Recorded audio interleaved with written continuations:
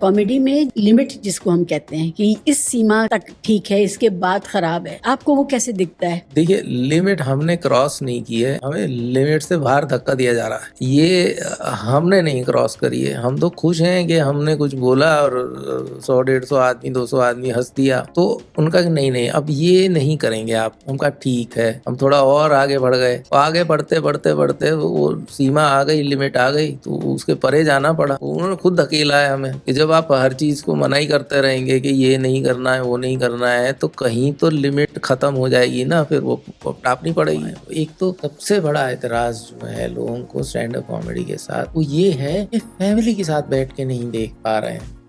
क्यों देखना है फिर? हाँ, क्यों देखना है कि तुम सब काम फैमिली के साथ करते हो भाई। आप मत लेके आओ फैमिली को, जब उस पे लिखा है 18+ है, तो आप इतना भी नहीं समझ पा रहे कि क्यों है 18+। कि हम लोग जो हैं, हमारी अब इतनी आदत खराब हो गई है कि हम अगर शमशान घाट भी जाते हैं तो हमें वहाँ भी हंसी का कारण मिल जाता है। हमारे पिताजी बहुत एज में गुजर गए थे, यंग एज, तो हम बहुत छोटे थे, तो हमसे वो क्या बात करें हमसे, वो कहते कैसे मर गए। तो अब हम अंदर से हम हंस रहे हैं, हम अंदर से कह रहे कैसे बताएं कि ऐसे मर गए, कैसे बताएं तुम्हें कि कैसे मर गए। तो उनको समझ में नहीं आता कि हम क्या हेल्प करें। लकड़ियां उठा के दे रहे हैं, नहीं पहले छोटी लगाइए, पहले नहीं पहले बड़े बड़े लगाइए, फिर छोटे छोटे लगाइए। जो छोटे नीचे बड़ा होगा ना तो वो सही से जल नहीं पाएगा, ऐसे तो ऐसी लकड़ी लगाइए, ऐसे करिएगा। वो बता रहे हैं, तो क्योंकि जैसे वो तो रोज यही काम करते हैं। लकड़ियों के ऊपर घी डाला जाता, तो घी जो होता है देसी घी लोहे के डिब्बे में होता है। तो एक बहुत ही हेल्पफुल सज्जन थे, तो उन्होंने जाके डब्बा उठाया, तो सर्दी के दिन थे, तो उन्होंने देखा अंदर कि अभी घी जमा हुआ है, पर चिता को आग लग चुकी थी। तो वो भाई जो है वो डिब्बा लेके गए, उन्होंने चिता पे ही डिब्बे गर्म किया, तो हिला के उस पर डाल दिया। अब देखिए, हंसने की बात नहीं है, हम ऐसे हैं कि हमें इन चीजों में ह्यूमर नजर आता है। पर ये सेल्फ रेगुलेशन है कि आप क्या चीज को स्टेज में बताओगे, क्या चीज को नहीं बताओ। डायस्पोरा का मामला बड़ा ही अजीब हो गया है। अब आपको कॉमेडी ढूंढने की जरूरत नहीं। जब ट्रम्प के लिए हवन हो रहे थे और अब ट्रम्प ने जो हाल करना शुरू किया है, तो ये अपने आप में एक भद्दा मजाक बन के रह गया है। जो लोग हवन कर रहे थे या जो लोग फेवर कर रहे थे, अब उनके साथ जब धोखा हुआ तो वो लोग नहीं बोल रहे हैं। हाँ, नहीं कहते हैं ना, हाथ काट के दे दिए अपने, हम कैसे अब बोले, हमने तो हवन किया था। हमारे यहाँ पे चाहे आपके बाप आपके लिए एक टूटी कौड़ी छोड़ के ना गए हों विरासत में, पर आपको पॉलिटिकल थॉट और पॉलिटिकल आइडियोलॉजी विरासत में ही मिलती है। आप सोचना थोड़े ना सिखा रहे हैं। क्या चाहिए, ये ऐप डाउनलोड कीजिए, आपको दिया जाएगा ये सब, एकदम उसी में मिल जाएगा सब। ये कोई छोटी बात नहीं है। अब ये कम्युनिटीज में बांट के मैट्रिमोनियल एप्स बन गए हैं। आप अपना जाति बताइए साहब, आपको आपकी जाति की लड़की खोज के देंगे। हमें याद ही नहीं है कि हमने किसी दोस्त से किसी पॉलिटिक्स के बारे में बात की हो कभी जिंदगी में। पर ऐसा हो गया, एक बार जब किसी दोस्त ने हमसे नाम की बजाय या गाली दे के बात करने की बजाय हमें सरदार जी कहा, दिल टूट गया हमारा। बचपन से साथ खेले हुए, बचपन में साथ पढ़े हुए, वो पंडित जी हो गए, हम सरदार जी। ये उनका सक्सेस है, ये उन्होंने डाला है ये बीज। एक चीज को जो हम खरीद चुके हैं वो उसी को बताया जा रहा है कि ये सबसे बढ़िया खरीदी तुमने, पूरे बाजार में इससे बढ़िया चीज नहीं है। रोज उसका वैलिडेशन आ रहा है हमारे पास, और तुम भाग्यशाली हो कि ये तुम्हारे पास है। ये तुम्हारे पास है, ये तो भगवान ने आपको ऐसा बना के भेजा है। मैंने बहुत पहले सरदारों पे जोक करना छोड़ दिया था। पहले मैंने स्टार्ट किया, मैं सिखों पे जोक करता था या सिखों के बारे में जोक करता था, अपने ऊपर जोक करता था। पर फिर मैंने किसी और धर्म पे जोक किया, तुरंत नाराज हो गए। हम अपने पे हंसे तो बहुत बढ़िया भाई, उनके अलावा किसी और धर्म पे जोक कर दें, अरे वाह वाह सरदार जी क्या बात है। अब तीसरा जोक आप पे कर दिया, वो उसे बर्दाश्त नहीं कर पाएंगे। या हमारे धर्म के बारे में कैसे बोल दिया, इतना पुराना धर्म है बताइए। अब मतलब कि ये कंपटीशन चल रहा है कि सबसे पुराना, ये कहा जाता है कि अरे तुम तो पहले वही थे, बाद में बने हो। तो हमने एक जगह कह दिया कि यार पहले तो बंदर भी थे हम, तो अब क्या करें। तो इस बात पे नाराज हो जाते हैं कि हाँ ये थोड़ा ना, ये कहाँ की बात कहाँ लेके जा रहा है। तो मुझे अपना मजाक अब तक उड़ाना मेरे को एक्सेप्टेबल था जब तक आप इस मामले में वो हैं कि आप हर चीज को एक्सेप्ट करेंगे। फिर मैट्रिमोनियल उठाइए, अब इतना मोटा आता है वो, इतना बड़ डालिए उसको शुरू से लेके आखिर तक, उससे ज्यादा फनी चीज कोई नहीं।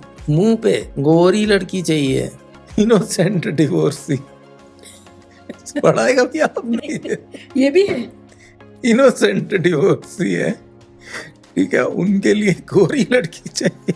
वही बात है ना कि हमारी जो इम्पोर्टेंट काम है वो किसी ने देखा ही नहीं है, सब उसी पे चल रहे हैं कि भाई एक फ्रेज तुमने बोला था, दुनिया भर में। उसकी कहानी बता दीजिए, ये वो क्या चक्कर है। पता है मैंने बड़ा वक्त लगाया इसकी जेनेसिस को ढूंढने में कि ये आया कहाँ से, मम्मी कैसी हैं, कहाँ से आया है ये यहाँ से आया है।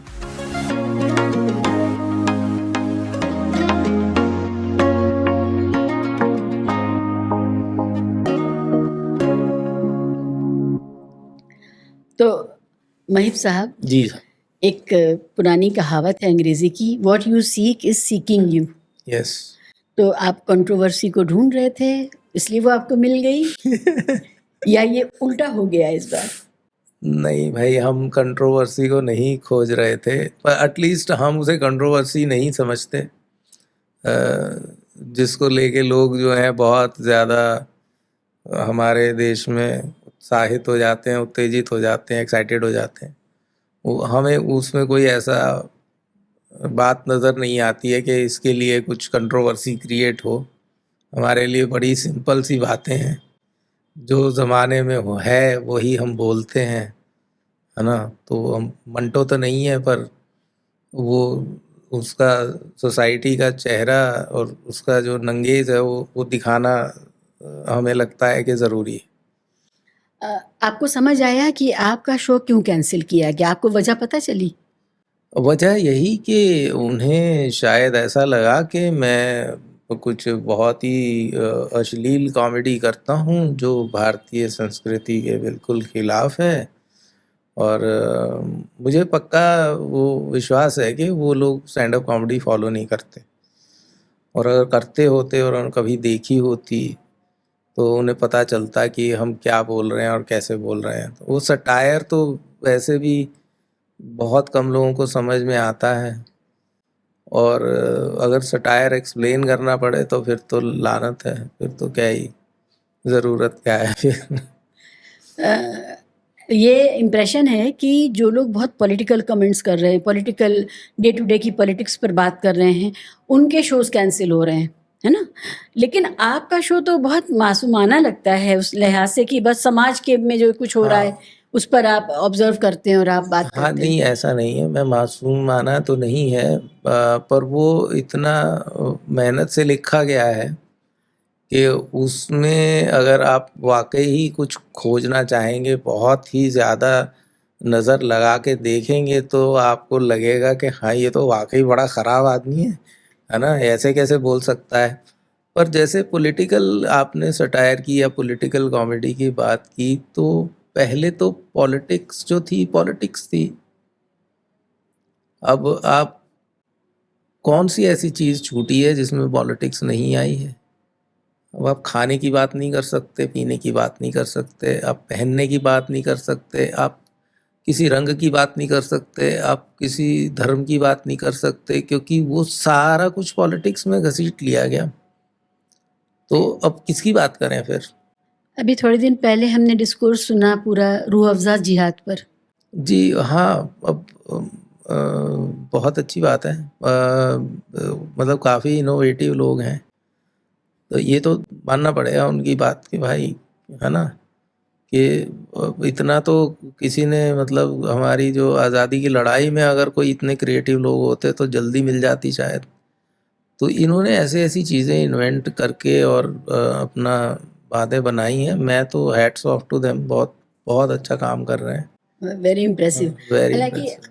आज़ादी के लड़ाई के दौरान इनके पुरखे तब वो क्रिएटिव नहीं थे और न इस तरह की बात कर रहे थे, तब वो अंग्रेज़ों के साथ थे। ये तो खैर हमारा इतिहास है, लिखित इतिहास है। सर ये बताइए कि ये जो पूरा मामला है कॉमेडी में, जो लिमिट जिसको हम कहते हैं कि इस सीमा तक ठीक है, इसके बाद ख़राब है, वो आपको कैसे दिखता है? आप क्योंकि प्रैक्टिशनर हैं कॉमेडी के, आपको वो कैसे दिखता है? देखिए, लिमिट हमने क्रॉस नहीं की है, हमें लिमिट से बाहर धक्का दिया जा रहा है। ये हमने नहीं क्रॉस करी है। हम तो खुश हैं कि हमने कुछ बोला और 100-150 आदमी 200 आदमी हंस दिया, हम खुश थे। तो उनका कि नहीं नहीं अब ये नहीं करेंगे आप। हम कहा ठीक है, हम थोड़ा और आगे बढ़ गए। आगे बढ़ते बढ़ते बढ़ते वो सीमा आ गई, लिमिट आ गई, तो उसके परे जाना पड़ा। उन्होंने खुद धकेला है हमें कि जब आप हर चीज़ को मना ही करते रहेंगे कि ये नहीं करना है वो नहीं करना है, तो कहीं तो लिमिट ख़त्म हो जाएगी ना, फिर वो टापनी पड़ेगी। हम बड़े खुश थे भाई, हमें कुणाल कामरा नहीं बनना है, ना ही हमें जेल जाना है। I am very happy. अपनी स्वीट सी कॉमेडी करके अपना लोगों को हंसाया, रात को जाके खाना खा के सो गए, ठीक है ना। हमें नहीं करनी है ऐसी कॉमेडी। हालांकि मैं बहुत एडमायर करता हूँ उसको, पर मुझे नहीं करनी है। पर ये लिमिट क्रॉस हमने नहीं की है, मैं ये कहना चाहता हूँ, ये क्रॉस हमें करवाई गई है, हमें धकेला गया है लिमिट के बाहर। वर यू सरप्राइज जब पता चला आपको कि आपका शो कैंसिल किया जा रहा है, वो भी पॉलिटिकल ग्रुप कर रहा है, तो आपको ताज्जुब हुआ? नहीं, ऐसा पहले भी हमें इस तरह की बातें हो चुकी हैं हमारे साथ। हमें मैसेजेस आते थे कि मत आइएगा, और तो फिर हम सहारा लेके भाई कि लॉ एंड ऑर्डर कुछ चीज़ होती है शायद, तो वो लोग भी कहने लगे कि मत आइएगा। तो लॉ फिर एंड हमने ऑर्डर कहा कि मेंटेन भाई करने हाँ, वाले। तो फिर हम ही क्या करेंगे जब आप ही मना कर रहे हैं। तो भाई जब एक ऑर्गेनाइज़र है उसको कोई ऐसे धमका दे, अब जैसे कोई वेन्यू है अगर उसको धमका दे, तो और ऐसा लगे कि भाई वो लोग वेन्यू का नुकसान कर सकते हैं, जैसा कि हो ही रहा है आजकल, तो फिर वो मतलब थोड़ा सा हमें लगता है कि नहीं यार, किसी को चोट लग जाएगी, कोई घायल हो जाएगा, ऑडियंस में किसी को नुकसान हो जाए। और सबसे ज़्यादा डर तो मुझे अपनी जान का लगता है कि मुझे कुछ ना हो जाए लोगों को मुगालता होगा कि ये बहुत बहादुर आदमी होगा हम नहीं हैं, बहुत डरपोक आदमी, हम सबसे पहले भागते हैं। जिस दिन तोड़फोड़ हो रही थी हैबिटेट में बॉम्बे में, जी कुणाल कामरा के शो के बाद, उस दिन पुनीत पानिया और हम लोग साथ में बैठे हुए थे और रिकॉर्डिंग करने जा रहे थे, तब पता चला कि वहाँ शुरू हो गई है तोड़फोड़ और बीएमसी भी आ गई है। हाँ। तो ये जो कमाल की बात है कि गुंडे गुंडागर्दी करें एक बात है, लेकिन जिन एजेंसीज को लॉ एंड ऑर्डर मेंटेन करना है, जब वो भी वही करने लगते हैं आकर के। हाँ, वही हम कह रहे थे आपसे कि भाई हमें जिनसे उम्मीद थी कि भाई वो लोग हमारी सुरक्षा करेंगे या हमें प्रोटेक्ट करेंगे, और वही लोग जो हैं वो ऑब्वियसली अगर उनका कोई डर होता वहाँ पे, तो वो लोग ऐसी हरकत करने में थोड़े से तो संकोच करते ना, थोड़ा सा करते कि नहीं नहीं करेंगे। उन्हें पता है कि कुछ नहीं होगा। और कुछ हुआ भी नहीं, और गुंडों ने अपना काम करने के बाद, अपराध करने के बाद बाकायदा प्रेस को संबोधित किया। हाँ, प्रेस ने उनको प्रेस कॉन्फ्रेंस की गई है, जी तो वो फिर वो पर वही ठीक है। उनका उनका वो इससे पता चलता है कि ये उन्हें पता था कि कैसे कैसे करना है, तो इवेंट मैनेजमेंट में तो अच्छे हैं वो कम से कम। तो हमारे कई ऐसे ऑर्गेनाइज़र होते हैं जो अपनी कॉमेडी की इवेंट नहीं मैनेज कर पाते, उन्होंने ऐसी इवेंट मैनेज कर ली कि पहुंच गए, तोड़-फोड़ कर दी, फिर प्रेस कॉन्फ्रेंस कर दी, फिर अथॉरिटीज़ ने आके हेल्प करी उनकी, वो काफ़ी कुछ हुआ। आप जैसे लोग, कलाकार लोग जो काम इस तरह का कर रहे हैं, उनके पास ऑप्शंस क्या हैं जब आपको रोका जाता है? आई थिंक हमने बड़ी अच्छी दुकान देखी है सदर बाज़ार में, तो हम सोच रहे हैं कि वो ले लें और उसमें जो है चाट पापड़ी का काम जो है स्टार्ट करें। इसके अलावा हमारे पास कोई ऑप्शन नहीं। हमें बक-बक करने के अलावा कुछ आता नहीं है। तो अगर ये दुकान बंद हो जाएगी तो फिर यही दुकान खुलेगी। तो मतलब मज़ाक एक तरफ है, पर मुझे लगता है कि ऑप्शन खोजने अगर चल पड़े हम, तो फिर ये चीज़ तो मर ही गई ऑटोमेटिकली। वो आपका काम रोकते हैं, आप उनका काम नहीं रोक सकते। नहीं, उनका काम रोकना हमारा काम नहीं है। कलम से जवाब दिया जा सकता है क्या उनको, या उनके कलाकारों को या उनके पक्ष के फनकारों को क्या हम उनसे मुझे बात कर नहीं सकते? लगता कि कोई भी फनकार, हालांकि बड़ा यूटोपियन थॉट है, पर मुझे नहीं लगता कि कोई भी आर्टिस्टिक आदमी या कोई भी कलाकार जो दिल से कलाकार हो, वो इस चीज़ को कभी सपोर्ट करेगा, चाहे वो उसकी पॉलिटिकल आइडियोलॉजी कुछ भी हो। पर मुझे ऐसा लगता है, अभी भी मैं उम्मीद करता हूँ ऐसी, कि कोई भी कलाकार, कम से कम आर्टिस्ट जो है, इस चीज़ को फेवर नहीं करेगा। मेरा ये मतलब ये था मेरा कि क्या ऐसा हो सकता है कि लिबरल कलाकार, लेखक, कॉमेडी शो करने वाले और सटायरिस्ट, ये लोग उस पक्ष के इसी कैटेगरी के साथ बैठें, बात करें और ये तय करें कि भाई ये होना चाहिए, एक स्वस्थ समाज के लिए ज़रूरी है। उनके उनके जो कॉमेडियंस हैं उनके साथ बैठा जाए, उनके कौन से कॉमेडियन? उनके मतलब कौन? मतलब जो उस तरफ के हैं कोई? हाँ, ये भी एक सवाल है। मुझे नहीं लगता कि अगर आप डिसेंट की वॉइस नहीं है, अगर आप पंच अप नहीं कर रहे हैं, किसी पावरफुल अथॉरिटेटिव फिगर को आप टारगेट नहीं कर रहे हैं, तो आप कॉमेडियन कैसे हो सकते हैं? आप स्टैंड अप कॉमेडियन कैसे हो सकते हैं? You are not standing up for. ऐसा तो है नहीं कि उन्हें भी ऐसा लगता हो कि सब कुछ ठीक हो गया है हमारे देश में।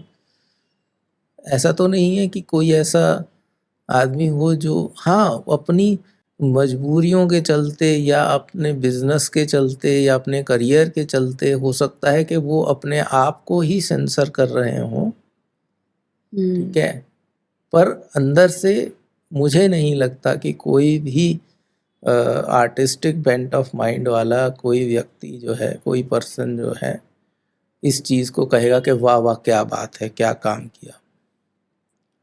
नहीं कहेगा, है ना? तो वो अगर हम ये खोजने लग जाएं कि उनके कॉमेडियन कौन है और हमारे कौन है, वो कॉमेडियन तो नहीं मानता मैं ऐसे लोगों को।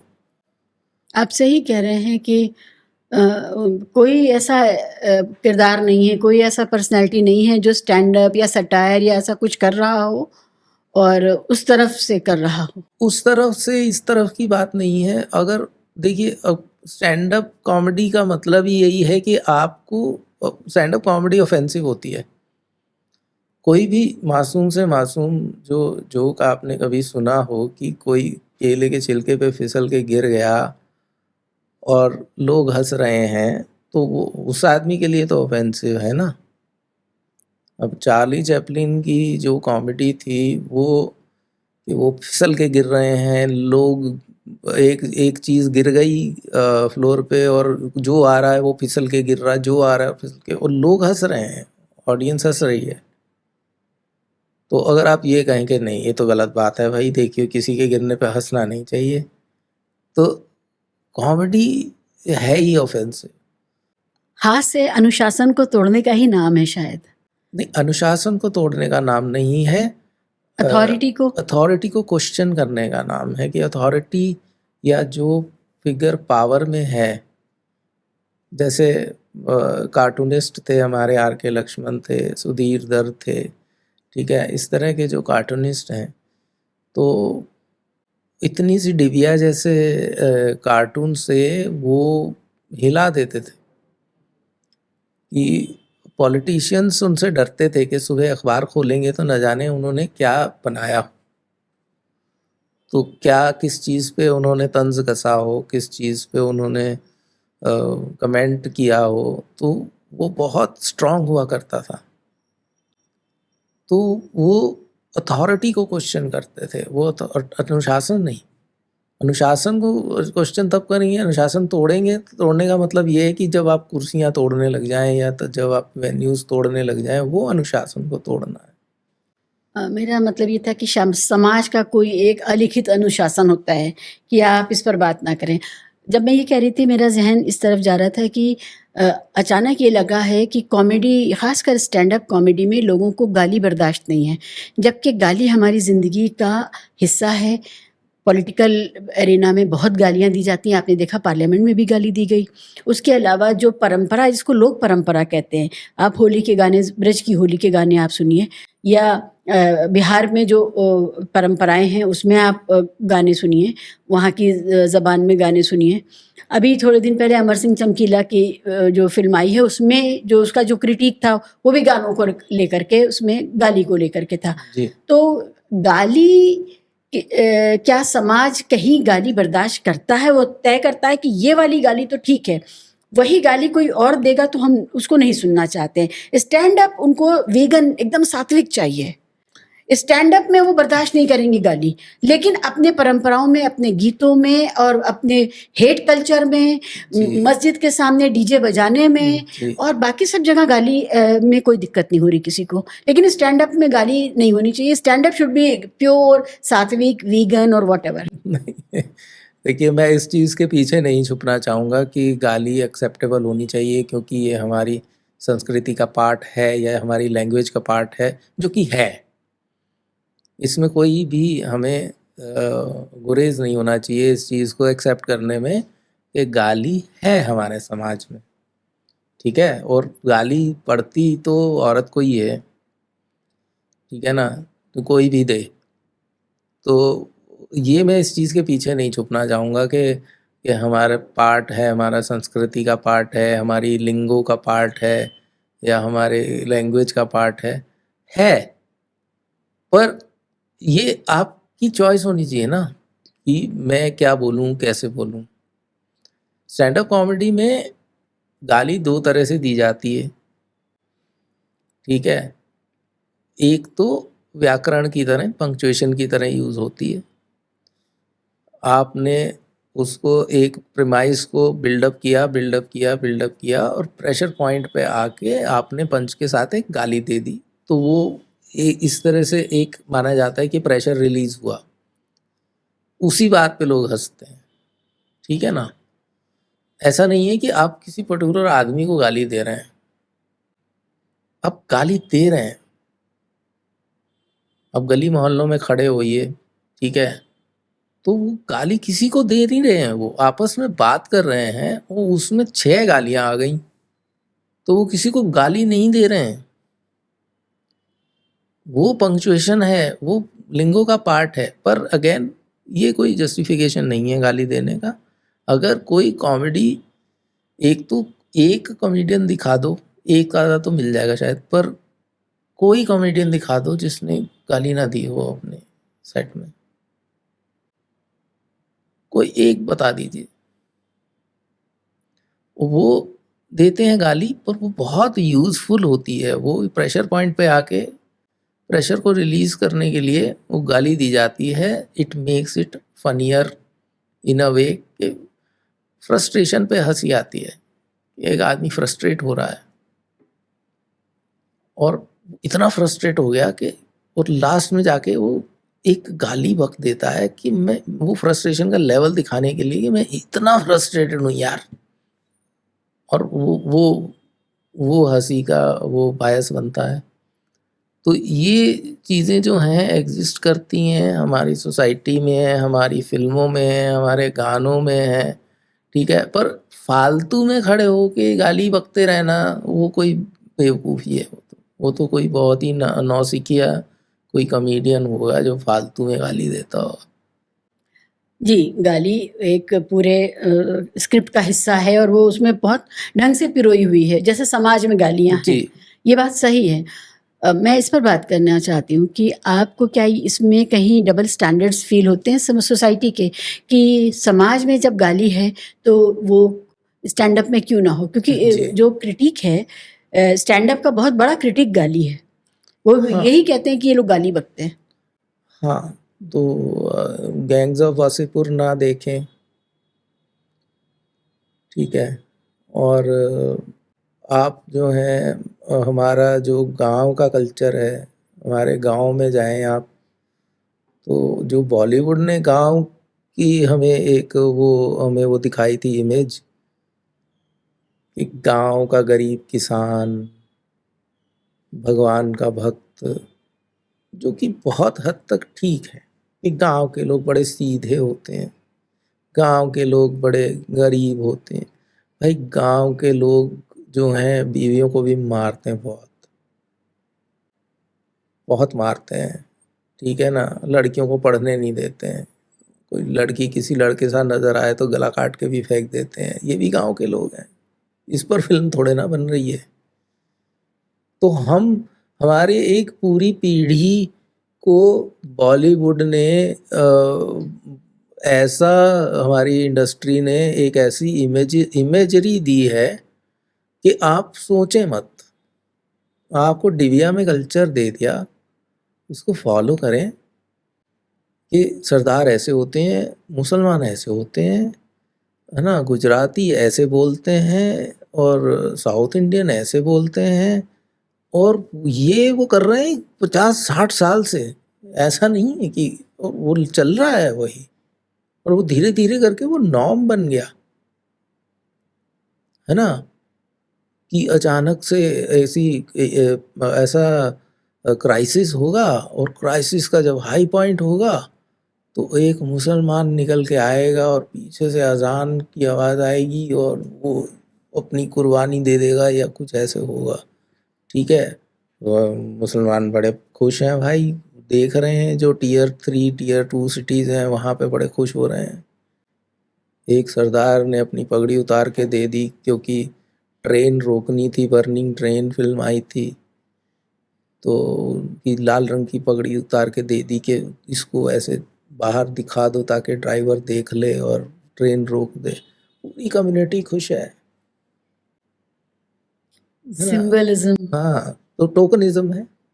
और वो आज आज तो वो सटल भी नहीं है, अब तो जाट पे फिल्म बन रही है। जाट है भाई हम, है ना। तो वो इलेक्शन पे डिपेंड करता है कि कौन सी डेट को हो रही है और कौन से स्टेट में हो रही है, वो उस पे डिपेंड करता है आजकल। तो ये सब बेकार की बातें कहते हैं जी, हमारा कल्चर नहीं है गाली देना या अश्लीलता, हमारा कल्चर नहीं है।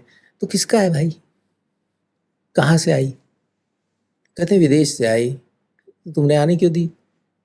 अगर तुम्हारा कल्चर नहीं था तो रूपर्ट मर्डॉक को मना कर दो, सारी उसके चैनल्स बंद कर देते, आप सब कुछ बंद कर दे, इंटरनेट बंद करा दो। विदेश से गाली आई, कोई ऐसा भी गाली बोलता है? नहीं, अश्लीलता। अश्लीलता, ओके। ये हमारा कल्चर नहीं है भाई। गाली तो हमने इजाद की है। गाली तो हमारी जो मिसोजिनी है वहाँ से हमने बनाई है, हमारी पेट्रियार्की में पली है गाली। जैसे मैंने कहा कि हर गाली औरत को दी जाती है। एक सिंपल सी गाली जो है हरामजादा, जो कि एक्सेप्टेबल है, माइल्ड मानी जाती है। हाँ, तो वो औरत पे गाली है कि आपकी औलाद आप जो हैं वो हराम की औलाद हैं, हलाल की औलाद नहीं है। तो ये गाली किसको पड़ी? आपकी माँ को। ये एक्सेप्टेबल हो गई, ठीक है। हर गाली औरत पे पड़ रही है। तो इससे तो पक्का ये पूरा प्रूव होता है कि ये हमने बनाई है, ये हमारे यहाँ पे होम ग्रोन है। तो कई तो गालियाँ ऐसी हैं अंग्रेजी की, उनका ट्रांसलेशन नहीं किया जा सकता क्योंकि वो गाली हमारे यहाँ है ही नहीं।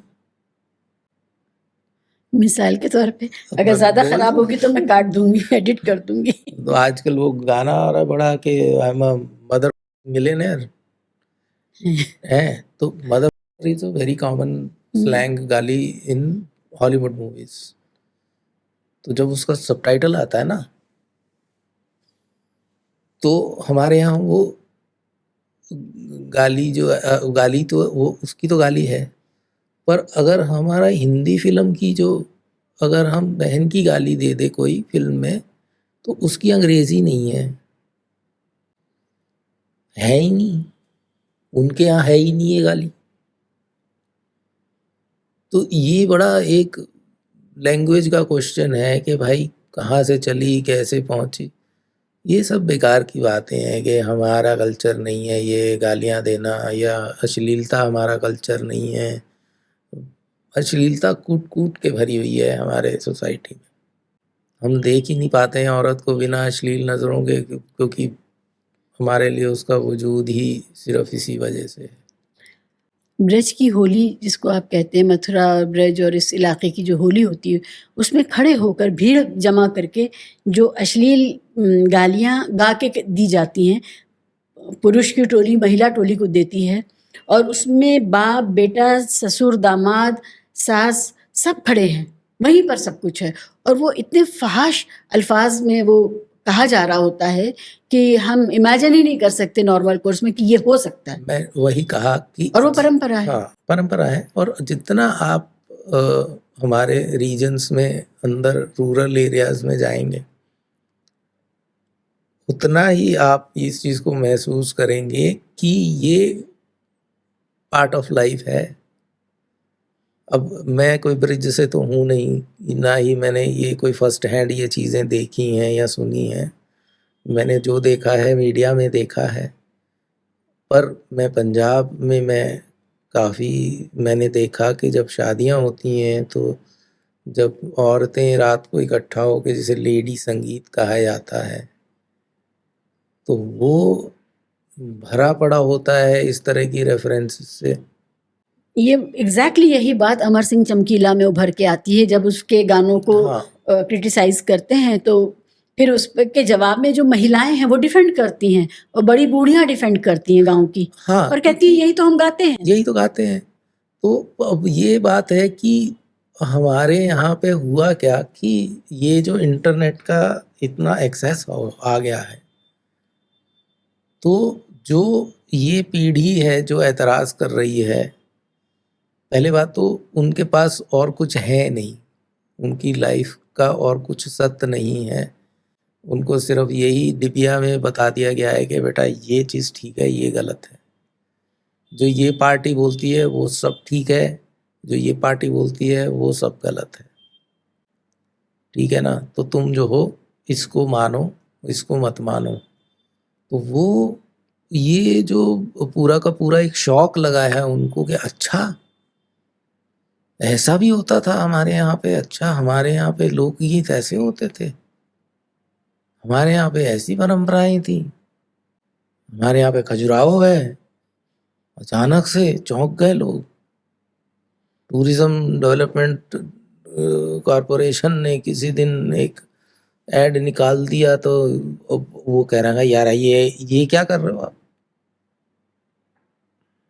ठीक है ना? तो हमारे यहाँ पे अश्लीलता जो है वो लैक ऑफ कैरेक्टर माना जाता है कि ये इसका तो कैरेक्टर खराब है, क्योंकि अश्लील बातें करता है और ये इस तरह से बोलता है या इस तरह की भाषा का इस्तेमाल करता है। वो उसमें भी इकोनॉमिकली अगर आप वीकर सेक्शन से आते हैं तो ऑफ कोर्स आपकी भाषा जो है वो एक पर्टिकुलर तरह की होगी, जिसमें बात में वज़न डालने के लिए आपके पास वोकैबुलरी नहीं है, क्योंकि भाषा सीखना एक प्रिविलेज है। यस। ठीक है ना? तो वो प्रिविलेज आपको नहीं मिली तो आप भाषा कहाँ से सीखेंगे? गली मोहल्ले से, है ना? तो वो जो सुना वो बोल दिया, वोकैबुलरी नहीं है ना। ऐसा तो नहीं बड़े आर्टिकुलेट हैं कि बड़े आर्टिस्टिकली किसी चीज़ को बोल देंगे हर आदमी। अगर ऐसा होता तो शायरों की कद्र ना होती, इतनी हर आदमी शायर होता। तो अब नहीं है, तो वो जो बोल रहे हैं जितनी उनको आती है भाषा वो उस हिसाब से बोल रहे हैं।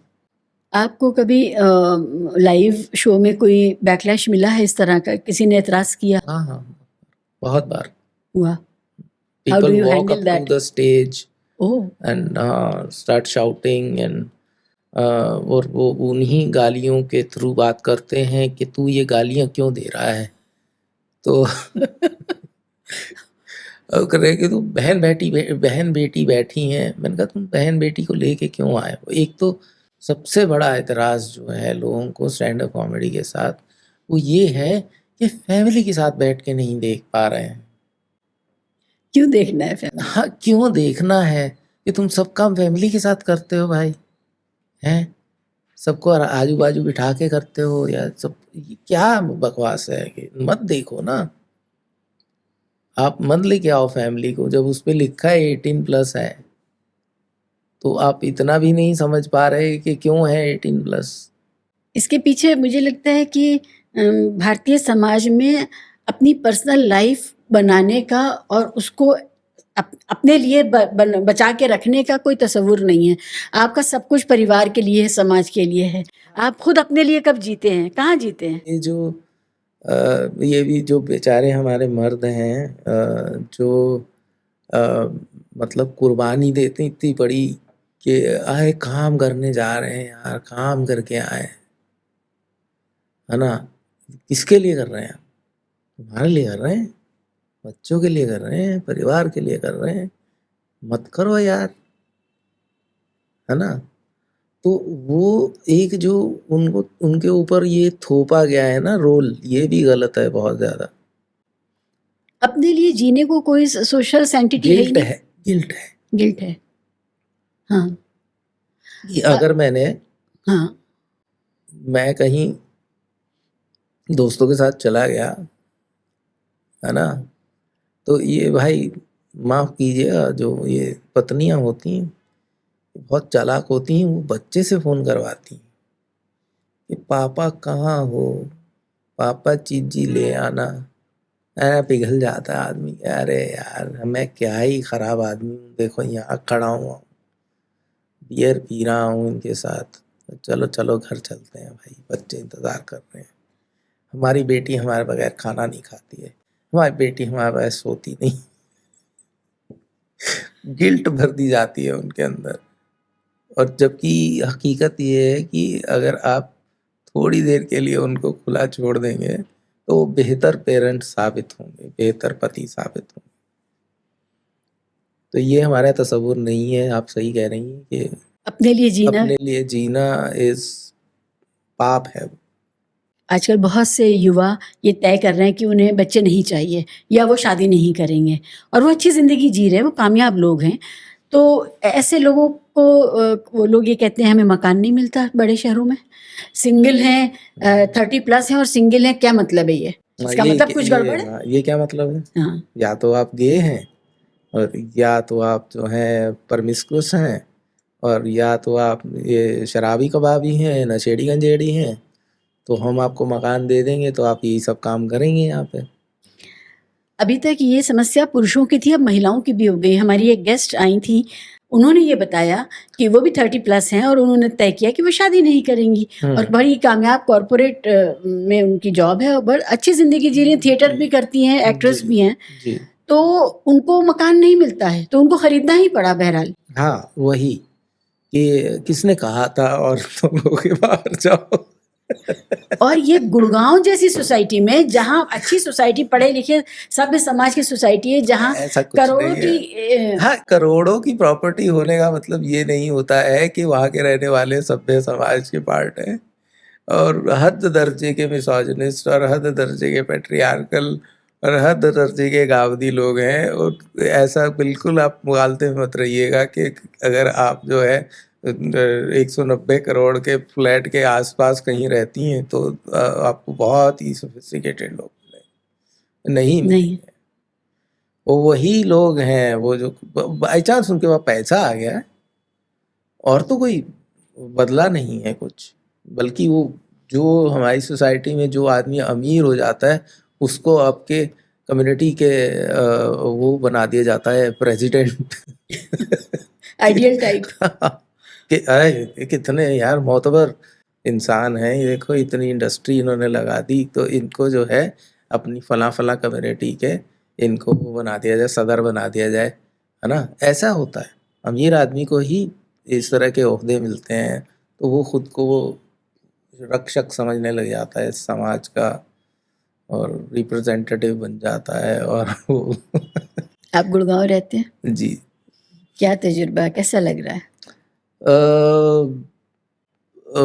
सिवाय इसकी ये गुड़गांव में घर लेने का ये फ़ायदा हुआ कि आप अपना बंद करके अपना घर अंदर सो जाइए, बात मत करिए किसी से, तो 15-20 दिन तक भी कोई पूछने नहीं आएगा कि क्या हुआ।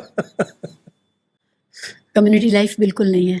मेरी तो नहीं है, और मैं वैसी कम्युनिटी लाइफ जी भी नहीं सकता कि आज हमारे घर कीर्तन है, आज हमारे घर ये है, आज हमारे बच्चे का मुंडन है, आज हमारे हमारे घर में पार्टी है, दारू चलेगी, आई कांट डू दिस। तो मैं तो तो आप उसमें कहाँ के रहने वाले हैं, बाशिंदे कहाँ के? बाशिंदे तो दिल्ली के हैं साहब, ओ, 50 साल से प्लस हम दिल्ली में रहे हैं, यही दिल्ली में रहे हैं जो हमारे आसपास दिल्ली है, दिल्ली इसी को मानते हैं हम। हालांकि मजबूरियों की वजह से आउटर दिल्ली में घर बनाया हमारे पिताजी ने, क्योंकि वो सस्ता और मतलब कि वो नया नया बना, तो बड़े अच्छे फ्लैट्स थे, तो वहाँ पे हम रिहाइश उन्होंने अपनी की। तो पर थे हम यहीं दिल्ली 6 के हैं, मतलब 6 के इन द सेंस कि सारे ज़िंदगी काम यहीं किया, ओ, बहुत बड़ा हिस्सा एक ज़िंदगी का यहाँ बिताया।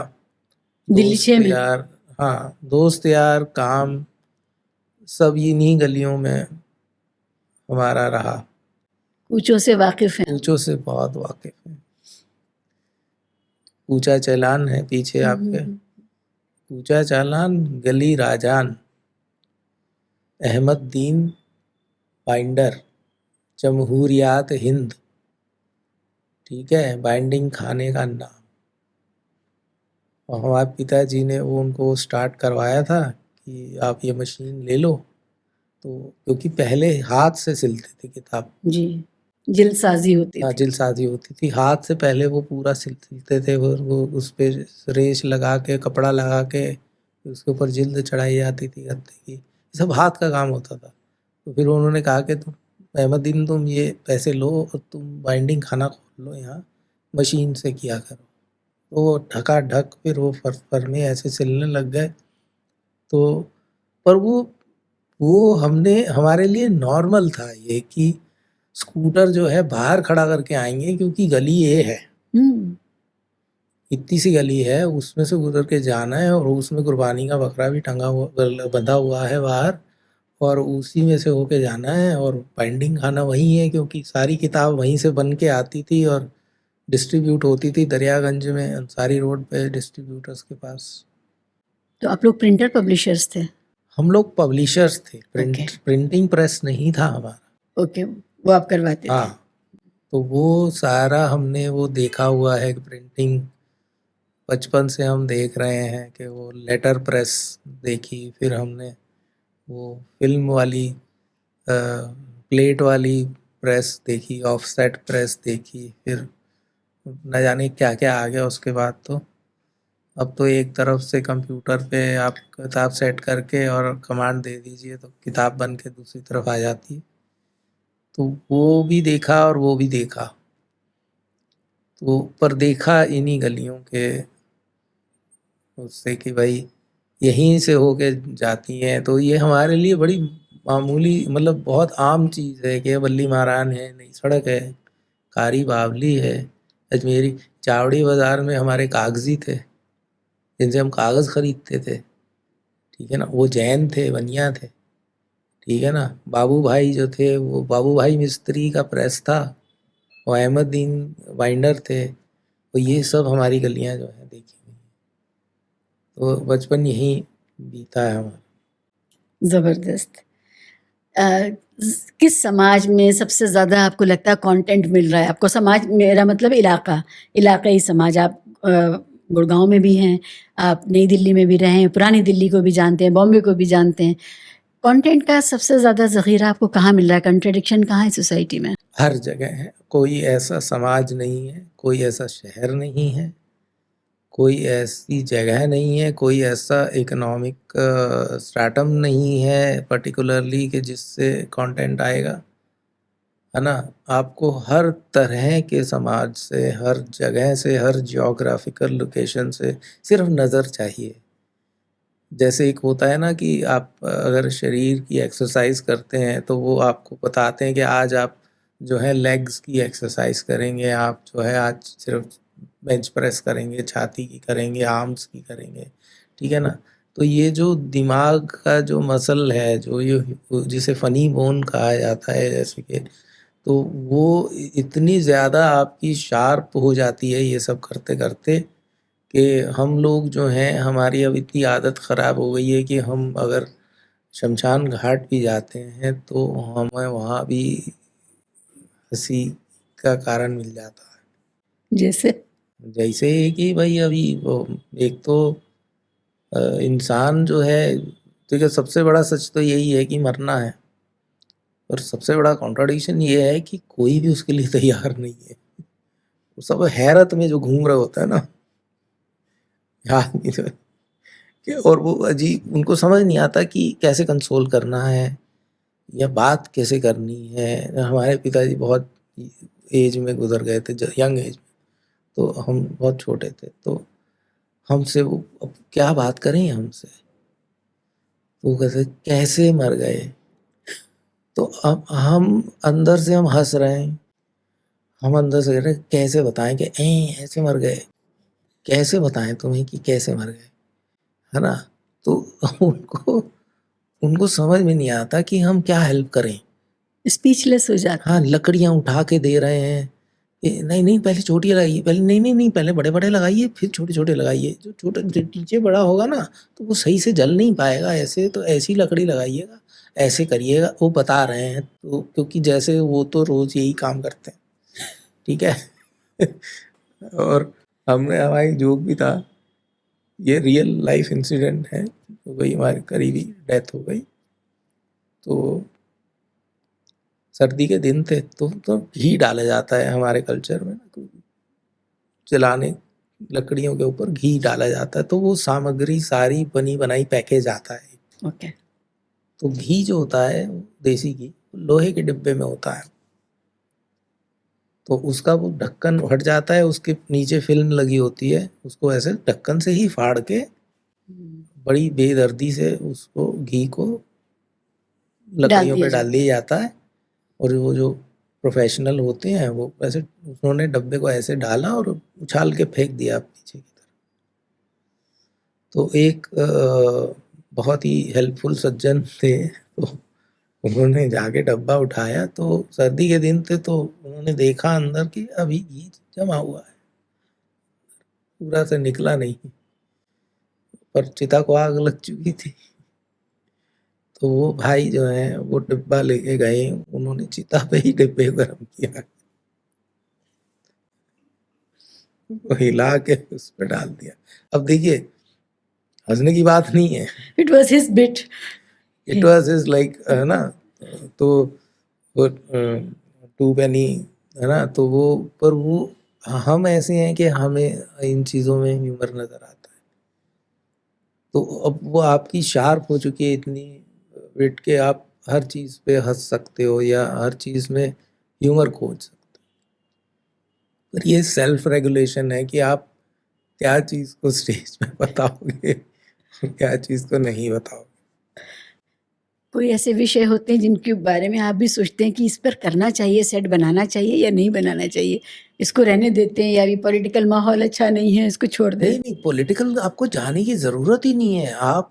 आप अगर हमारे जोक को ध्यान से सुन लेंगे तो आपको अपनी समाज की इडियोसिंक्रेसीज इतनी है कि आपको कहीं और जाने की ज़रूरत नहीं है।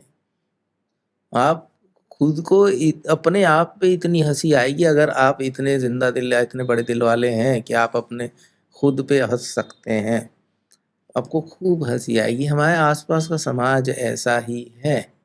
जैसे हम एक जोक करते हैं कि बच्चा पैदा होता है तो सब लोग क्रेडिट लेने आ जाते हैं कि हमें वो गुरुद्वारे गए थे, वहाँ पे हमने वो कुछ चढ़ावा चढ़ाया था, कोई कह रहा मंदिर गए थे, कोई कह रहा है वो चितली का बरगले बाबा का तावीज़ लाए थे, मन्नत मांगी हाँ थी। मन्नत मांगी थी। तो मैं कहा भैया तुम्हें पता है ना कैसे होते हैं बच्चे, पर उन्हें लगता है कि ये हम क्योंकि लड़का पैदा हो गया, अगर हमने ये लड़की खिलाया हो, था बहू को। हाँ इसलिए हो हाँ, गया। लड़की पैदा होती तब नहीं कोई क्रेडिट लेता, तो वो क्रेडिट लेने, ये हमारे लिए बड़ी हंसी की बात है। फिर वो कहते हैं कि किस पे गया है, तो लोग सरेआम कह रहे हैं मामा पे गया है।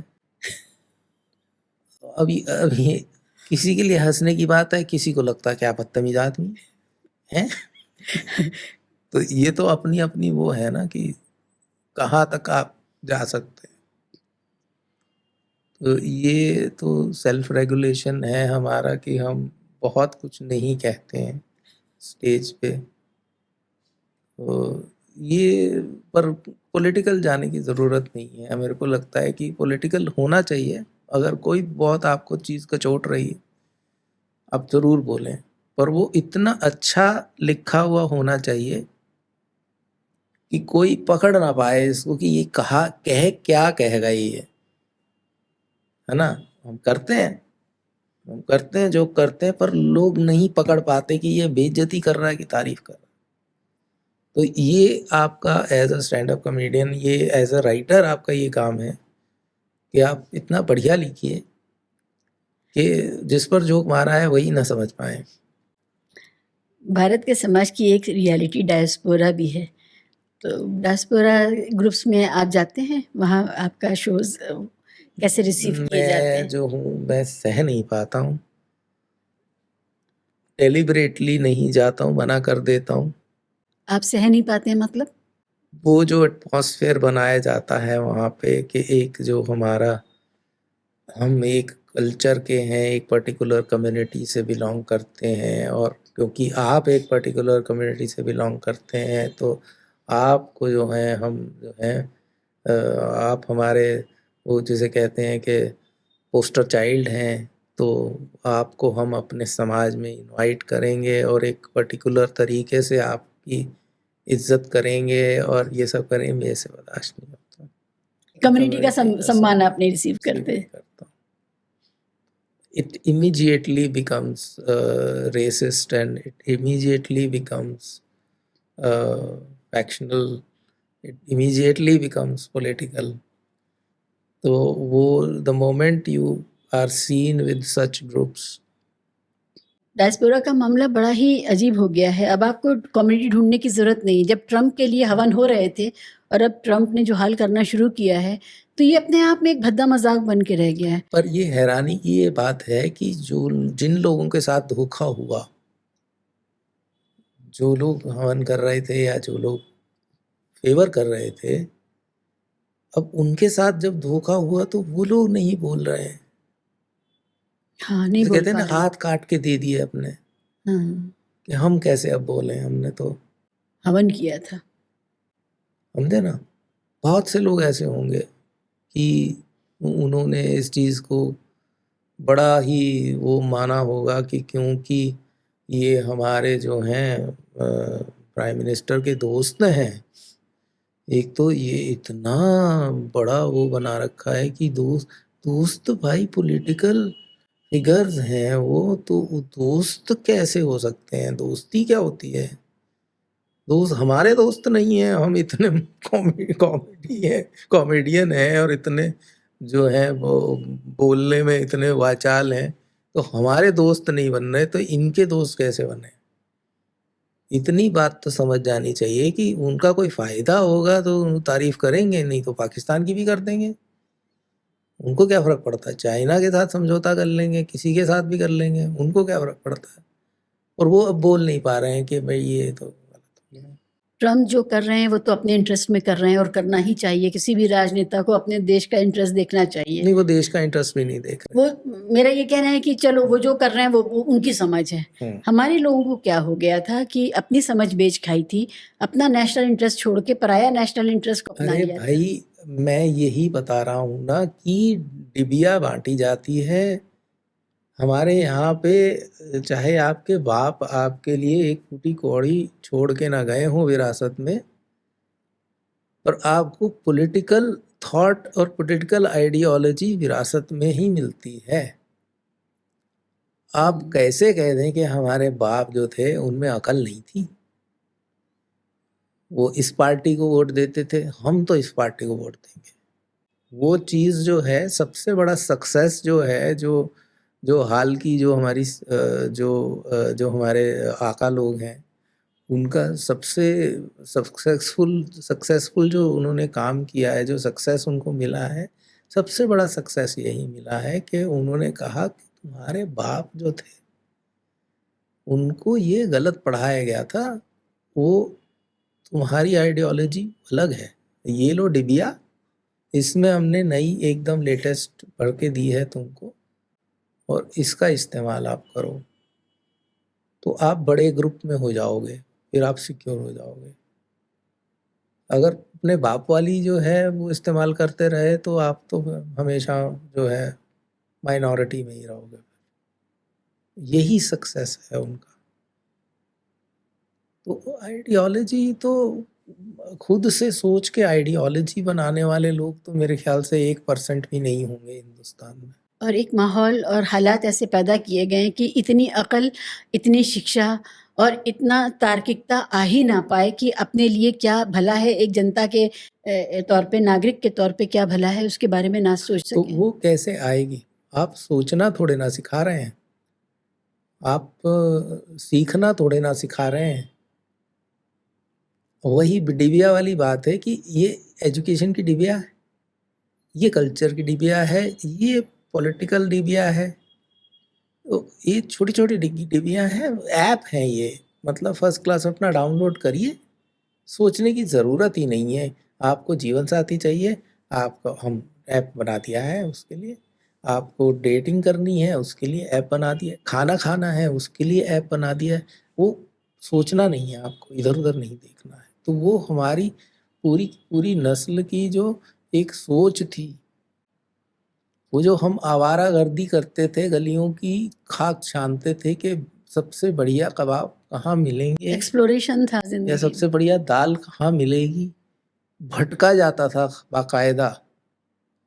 ना कोई मेट्रो थी और ना ही कोई पुल बने हुए थे और ना कुछ था, ठीक है ना। घंटों जाम में फंस के एक जगह पे पहुंचते थे और फिर ढूंढा जाता था कि ये बेहतरीन खाना कहाँ का होता है। बहस होती थी कि भैया ये कोई कबाब, ये पसंदे हैं, ये कोई खाने की चीज़ है, क्या बकवास है। अरे तुम्हें नहीं पता है, तुम लखनऊ के, तुम्हें अपना सर लखनऊ क्या कुछ नज़र नहीं आता है। कोई कह रहा है कि अरे छोड़ो यार हैदराबादी बिरयानी, है ना, कहाँ वो ये सब हमारे बहस के मुद्दे हुआ करते थे। हमें याद ही नहीं है कि हमने किसी दोस्त से किसी पॉलिटिक्स के बारे में बात की हो कभी ज़िंदगी में। पर ऐसा हो गया कि एक बार जब किसी दोस्त ने हमसे नाम की बजाय या गाली दे के बात करने की बजाय हमें सरदार जी कहा, दिल टूट गया हमारा, है ना। बचपन से साथ खेले हुए, बचपन से साथ पढ़े हुए, है ना। तो वो पंडित जी हो गए, हम सरदार जी हो गए। तो वो ये उनका सक्सेस है, ये उन्होंने डाला है ये बीज कि अरे तुम्हें पता ही नहीं तुम्हारी जाति कौन सी है, तो अरे उच्च कुल के लोग हो भाई।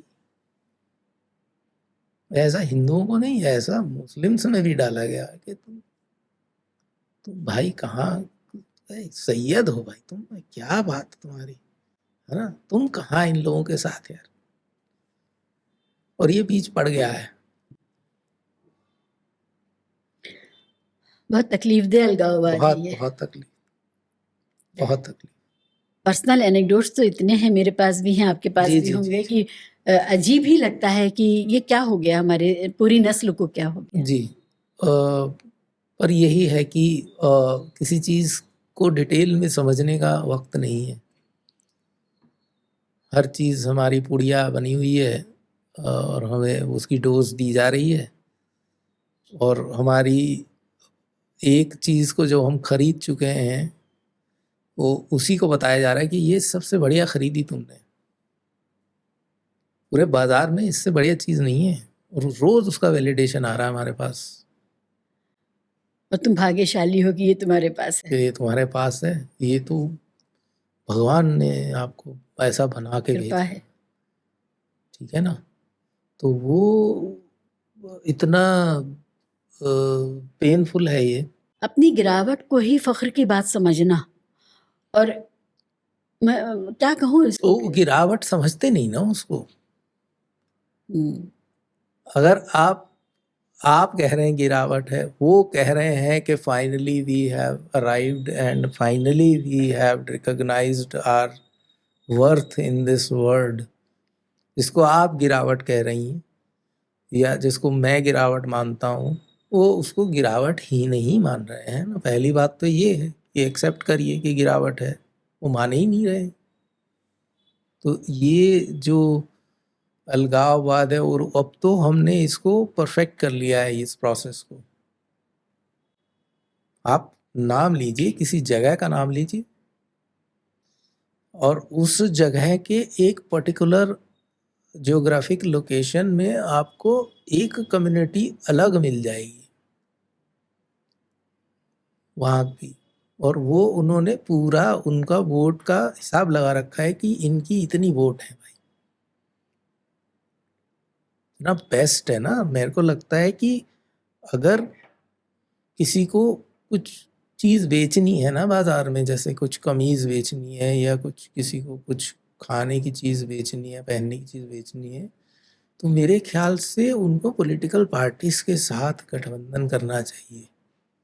इतना रिफाइन कर लिया है उन्होंने इस प्रोसेस को, इतना सही आइडेंटिफाई कर लिया है। ज़ुबा केसरी। हाँ, जुबा केसरी नहीं, जुबा केसरी तो खैर वो तो एक वो है कि इतना तो केसर पैदा नहीं हो रहा कश्मीर में जितना विमल में थूक दिया हमने। तो पता नहीं भगवान जाने किसका केसर असली है और किसका नहीं है। तो मतलब पर आपको ये प्रोवाइड कराई जा रही है ना एडवर्टीजमेंट या एडवर्टाइजिंग जो है, मार्केटिंग जो है, वो यही है कि आपको पुड़िया बना के दे दी हमने कि बेटा यही सबसे बेस्ट है। हमें ऐसा गुस्सा आता था कि पहले ना संडे को रात को रीजनल फिल्में आती थी, हुँ, तो कन्नड़ की मूवीज देख मारते बांग्ला थे, फ़िल्म हमने बहुत देखी। बांग्ला फिल्म्स देख, मैं आधी बांग्ला आने लग गई थी मुझे। उसमें सबटाइटल्स हाँ, आते थे। सबटाइटल्स आते थे, तो हाँ। उसी से अंग्रेजी सीखी हमने। हुँ, हुँ। तो वो आते थे, और जब भी क्रूशल मोमेंट होता था ना, तो एकदम से ऐड आ जाती थी कि आपके दांत जो हैं इससे साफ होंगे, या आप ये अगर आपने ये इस शूटिंग शर्टिंग के कपड़े पहन लिए तो वो लड़कियां आप पे फिदा हो जाएंगी। उधर चल रही है, इतनी क्रूशल मोमेंट चल रही है ना पाथर पांचाली की, और इधर आपको एकदम से टूथपेस्ट थमा दिया जाता है कि बेटा ये खरीद लो पहले सुबह होते ही। तो ये क्या है, ये यही है कि उन्हें पता है कि ये टीवी से चिपके हुए बैठे हैं इस टाइम पे, ये प्राइम टाइम है।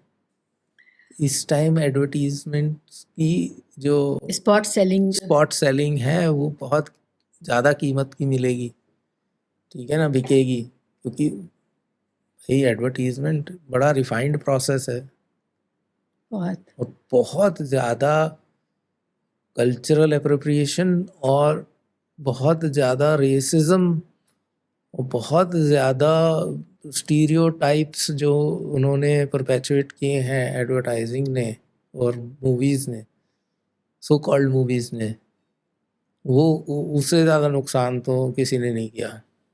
आपका ज़हन मैं देख रही हूँ, इतनी जब बात हो रही है, आप बहुत बारीकी से समाज को सुन रहे हैं, समझ रहे हैं और पढ़ रहे हैं, और फिर आप वो जो कॉमेडी आप करते हैं उसमें वो ज़ाहिर है वो सारी चीज़ें निकल के आती हैं। इतने गहन बारीक प्रोसेस से गुज़र करके जब आप कॉमेडी का सेट अपना बनाते हैं, तो आपको ये मलाल होता है कभी कि गाली पर आके बात रुक गई और बाकी बात हुई नहीं? हाँ, होता है कि सुन तो लो भाई, बाकी का तो सुन लो।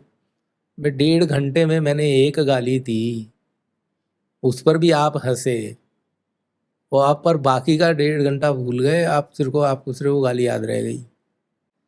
तो ये बहुत सारे कल्चर्स में, बहुत सारे रिलीजन्स में, हमारे भी रिलीजन में गुरुओं की कथाएं होती हैं। एक अष्टावक्र की भी कथा है, एक कि ये के गुरु जी के सत्संग में कोई एक आदमी आया जो जिसका हर अंग जो था वो खराब था, और वो आया और वो खड़ा होके और भद्दी भद्दी गालियां देने लग गया। खूब गालियां दी उसने, तो लोग उसके पीछे भागे, मारने को दौड़े, भाग गया। ठीक है, तो फिर वो कुछ दिन बाद फिर आया, फिर गालियां दी, वो भद्दी भद्दी गालियां दी, लोग फिर मारने को दौड़े। तो गुरुजी ने कहा कि 1 मिनट, क्या बात है भाई, क्यों गाली दे रहे हो? वो बता रहे हैं गुरुजी ये उस दिन भी आया था, उस दिन भी ऐसे गालियां दे रहा था। तो वो आदमी कहता है कि गुरुजी इनसे पूछिए उस दिन आपने जो प्रवचन किया था वो याद है? वो नहीं याद है। गाली सार सबको याद है कि कौन कौन सी गाली दे के गया था। तो कॉमेडी में भी अपने पॉइंट को ड्राइव होम करने के लिए कई बार झकझोरना पड़ता है ना? तो वो वही है कि गाली एक व्हीकल है जिसकी वजह से आपको शायद हमारा जोक याद रह जाएगा, शायद हमारी शक्ल याद रह जाएगी, शायद हमारा नाम याद रह जाएगा। जो ओवर्टली पॉलिटिकल सटायर नहीं कर रहे हैं स्टैंड अप कॉमेडियंस, जो कुणाल कामरा जैसा नहीं कर रहे हैं, जैसे बस्सी हैं, आप हैं और लोग हैं, आप लोग कभी आपस में बात करते हैं कि ये छलक के आप तक आ रहा है या आपको इंटेंशन है कि बस अब रोकना ही है, पूरे आर्ट फॉर्म को ही रोकना है? ये अब ऐसा हो गया है कि नाम बदनाम कर दिया गया है कि ये स्टैंड अप कॉमेडी ही खराब है। डजेंट मैटर आप क्या कह रहे हैं, हम्म, ठीक है ना? वरुण ग्रोवर हैं, ठीक है, ये अपना कुणाल कामरा है, और उसके अलावा भी कितने नए लड़के ऐसे आए हैं कि जो बड़ा ही तीखा सटायर करते हैं, और वही बात है कि उन पर नज़र नहीं पड़ी अभी। तो धीरे धीरे हो सकता है अगर वो इस पर कंटिन्यू किए तो किसी ना किसी दिन धरे जाएंगे। तो पर ये है कि एक स्टैंड अप कॉमेडी एक वो बन गया है, टैबू बन गया है। जब ये हमारी लेटेंट वाली कंट्रोवर्सी हुई थी उसके बाद जो थे हमें कॉलेज के शोज पे नहीं इनवाइट किया जाता था। ओ, बच्चे बिगड़ जाएंगे। बच्चे बिगड़ जाएंगे नहीं, स्टैंड अप कॉमेडी मैं होने नहीं दूंगा। जो आपका जो जो वाइस चांसलर है यूनिवर्सिटी का या जो आपका प्रॉक्टर है, जो वो नहीं साहब, स्टैंड अप कॉमेडी तो हम नहीं होने देंगे। आपको पता ही होगा अब देश में कोई ऐसी यूनिवर्सिटी नहीं बची है जहाँ पर इन्फिल्ट्रेशन ना हो गया हो राइट विंग का, और ख़ासकर वाइस चांसलर्स तो सब जगह आ चुके हैं अच्छा, पिछले मुझे 11-12 पता नहीं, मैं किसी को जी, जानता नहीं हूँ। पिछले 11-12 साल में। तो जब आप इन्हें बताया कि वाइस चांसलर और बाकी के पदाधिकारी ये बात कह रहे हैं तो वो आई कैन इमेजिन। हाँ नहीं, वो मुझे नहीं पता कि वो किस वजह से कह रहे हैं। हो सकता है कि उन्हें यही लगता हो कि ये लोग गलत हैं, इन लोगों की भाषा गलत है, और ये एजुकेशनल इंस्टीट्यूशन है, जो कि ठीक भी है। हो सकता है कि मैं भी अगर इस पोजीशन में होता तो मैं कहता कि यार यहाँ पे तुम्हारे माँ बाप तुम्हें पढ़ने भेजते हैं कि गालियाँ सुनने भेजते हैं, है ना? हो सकता है। तो आप भी इस मतलब शऊर रहता है आपको कि कहाँ पर हमें हाँ नहीं जाके परफॉर्म करना है हाँ चाहे कुछ हो। हाँ, तो वो वाली बात है कि वो हमारे वीडियोस देखते हैं, वो उसमें सब होता है। सो जो जो हमने बोला वो सब उन्होंने सुना, वो बहुत अच्छा लगा, वो बहुत हंसे, बड़ा एक दूसरे को हाई फाई दिया, और फिर उन्होंने हमें बुलाया पैसे दे के कि भाई आइए, और हमारा ये यहाँ पे एक ऑफ साइट हो रहा है, अब जो है जाके वो ऑन साइट हो रहा है, क्या कहते हैं भगवान जाने, और इनमें आप हमारे एम्प्लॉयज़ को एंटरटेन करिए, और स्टेज पे चढ़ने से 5 मिनट पहले कहेंगे कि भाई साहब वो मत करना, जो आपका वो वाला वीडियो वो मत करना। तो वही देख के तो बुलाया तुमने, अब 5 मिनट में कहाँ से नया मटेरियल ले आऊँ मैं, है ना? तो फिर वो जिन्हें हम कहते हैं कि जो run of the mill jokes होते हैं, है ना, स्टीरियोटिपिकल, और ये सब वो मैंने बहुत पहले सरदारों पे जोक करना छोड़ दिया था। पहले मैंने स्टार्ट किया, मैं सिखों पे जोक करता था या सिखों के बारे में जोक करता था, अपने ऊपर जोक करता था, ठीक है ना। पर फिर मैंने किसी और धर्म पे जोक किया तो तुरंत नाराज हो गए। Reality check. हाँ, तो वही लोग जो हम अपने पे हंसें तो बहुत बढ़िया भाई, उनके अलावा किसी और धर्म पे जोक कर दें, अरे वाह वाह सरदार जी क्या बात है। अब तीसरा जोक आप पे कर दिया तो उसे बर्दाश्त नहीं कर पाएंगे। तो मुझे अपना मजाक तब तक उड़ाना, तब तक मैं ठीक था, उसके लिए मेरे को एक्सेप्टेबल था जब तक आप इस मामले में वो हैं कि आप हर चीज़ को एक्सेप्ट करेंगे। फिर अपने सिलेक्टिव पे, नहीं थे हाँ आप। अपने पे मजाक उड़ाऊँ, मैं अपने धर्म पे मजाक उड़ाऊँ, अपने रिलीजन अपनी कम्युनिटी पे मजाक उड़ाऊँ तो अरे सरदार लोग तो बड़े जॉली होते हैं। Very good, very nice, you are doing a very nice job. आप अपने पे हंसना भाई साहब बड़ा मुश्किल होता है ना। और मैं अभी करता हूँ, देखिए एक जोक और किया, ये भाई महानता साहब खत्म। ये गलत है, ऐसा नहीं बोलना चाहिए था। ये आपने प्रैक्टिकल करके ये देखा, करके ये देखा हुआ है, कॉन्ट्रास्ट। बिल्कुल किया, सामने एकदम से एकदम शक्ल बुझ जाती है एकदम से कि हमारे धर्म के बारे में कैसे बोल दिया, इतना पुराना धर्म है, बताइए। महबूब साहब, इस दौर की सबसे बड़ी परेशानी ही यही है कि सिलेक्टिव सेंसिटिविटी आ गई है। नहीं साहब, एक तो ये चीज है कि जो पुराना है सबसे वो बेहतरीन। अब मतलब कि ये कंपटीशन चल रहा है कि सबसे पुराना कौन है। ये कहा जाता है कि अरे तुम तो पहले वही थे, बाद में बने हो। तो हमने एक जगह कह दिया कि यार पहले तो बंदर भी थे हम, तो अब क्या करें। तो इस बात पे नाराज हो जाते हैं कि हाँ भाई ये थोड़ा ना, ये कहाँ की बात कहाँ लेके जा रहे हो। नहीं भाई साहब, प्रूवन है, ये तो थ्योरी है, डार्विनियन थ्योरी है, ठीक है। तो ये, पर वो इतना है नहीं, इतना बड़ा दायरा नहीं है कि आप इस तरह के जोक्स कर सको। तो फिर जो है वही जोक्स करते हैं कि सटायरिकल के औरतें ऐसी होती हैं, आदमी ऐसे होते हैं, है ना। ये औरतें भी हंस रही हैं, आदमी भी हंस रहे हैं, और किसी को ये समझ नहीं आ रहा कि दोनों ही तुम बेवकूफ़ हो, दोनों पे हम जोक मना रहे हैं। और वो हंस देते हैं तो हम इतने में सेटिस्फाइड हैं कि ठीक है, हंस तो रहे हैं कम से कम। उफ, यानी कि ये नहीं कहना है, इस पर नहीं अरे आप, बोलना है, हाँ इन सब के बीच से गुजर के ये एहतियातों से भरी हुई जी डगर है बिल्कुल, ये। जी बिल्कुल। ये आप इमेजिन नहीं कर सकती हैं कि 1.5 घंटा स्टेज पे खड़े होके आप एडिट कर रहे होते हैं कि मैंने ये जोक सुनाया, ये नहीं चला, इसका मतलब कि वो वाला भी नहीं चलेगा, तो इसको काट के उसके साथ जोड़ देते हैं, इसको वहाँ से जंप लेके वहाँ चले जाते हैं। ये हर स्टैंड अप कॉमेडियन करता है।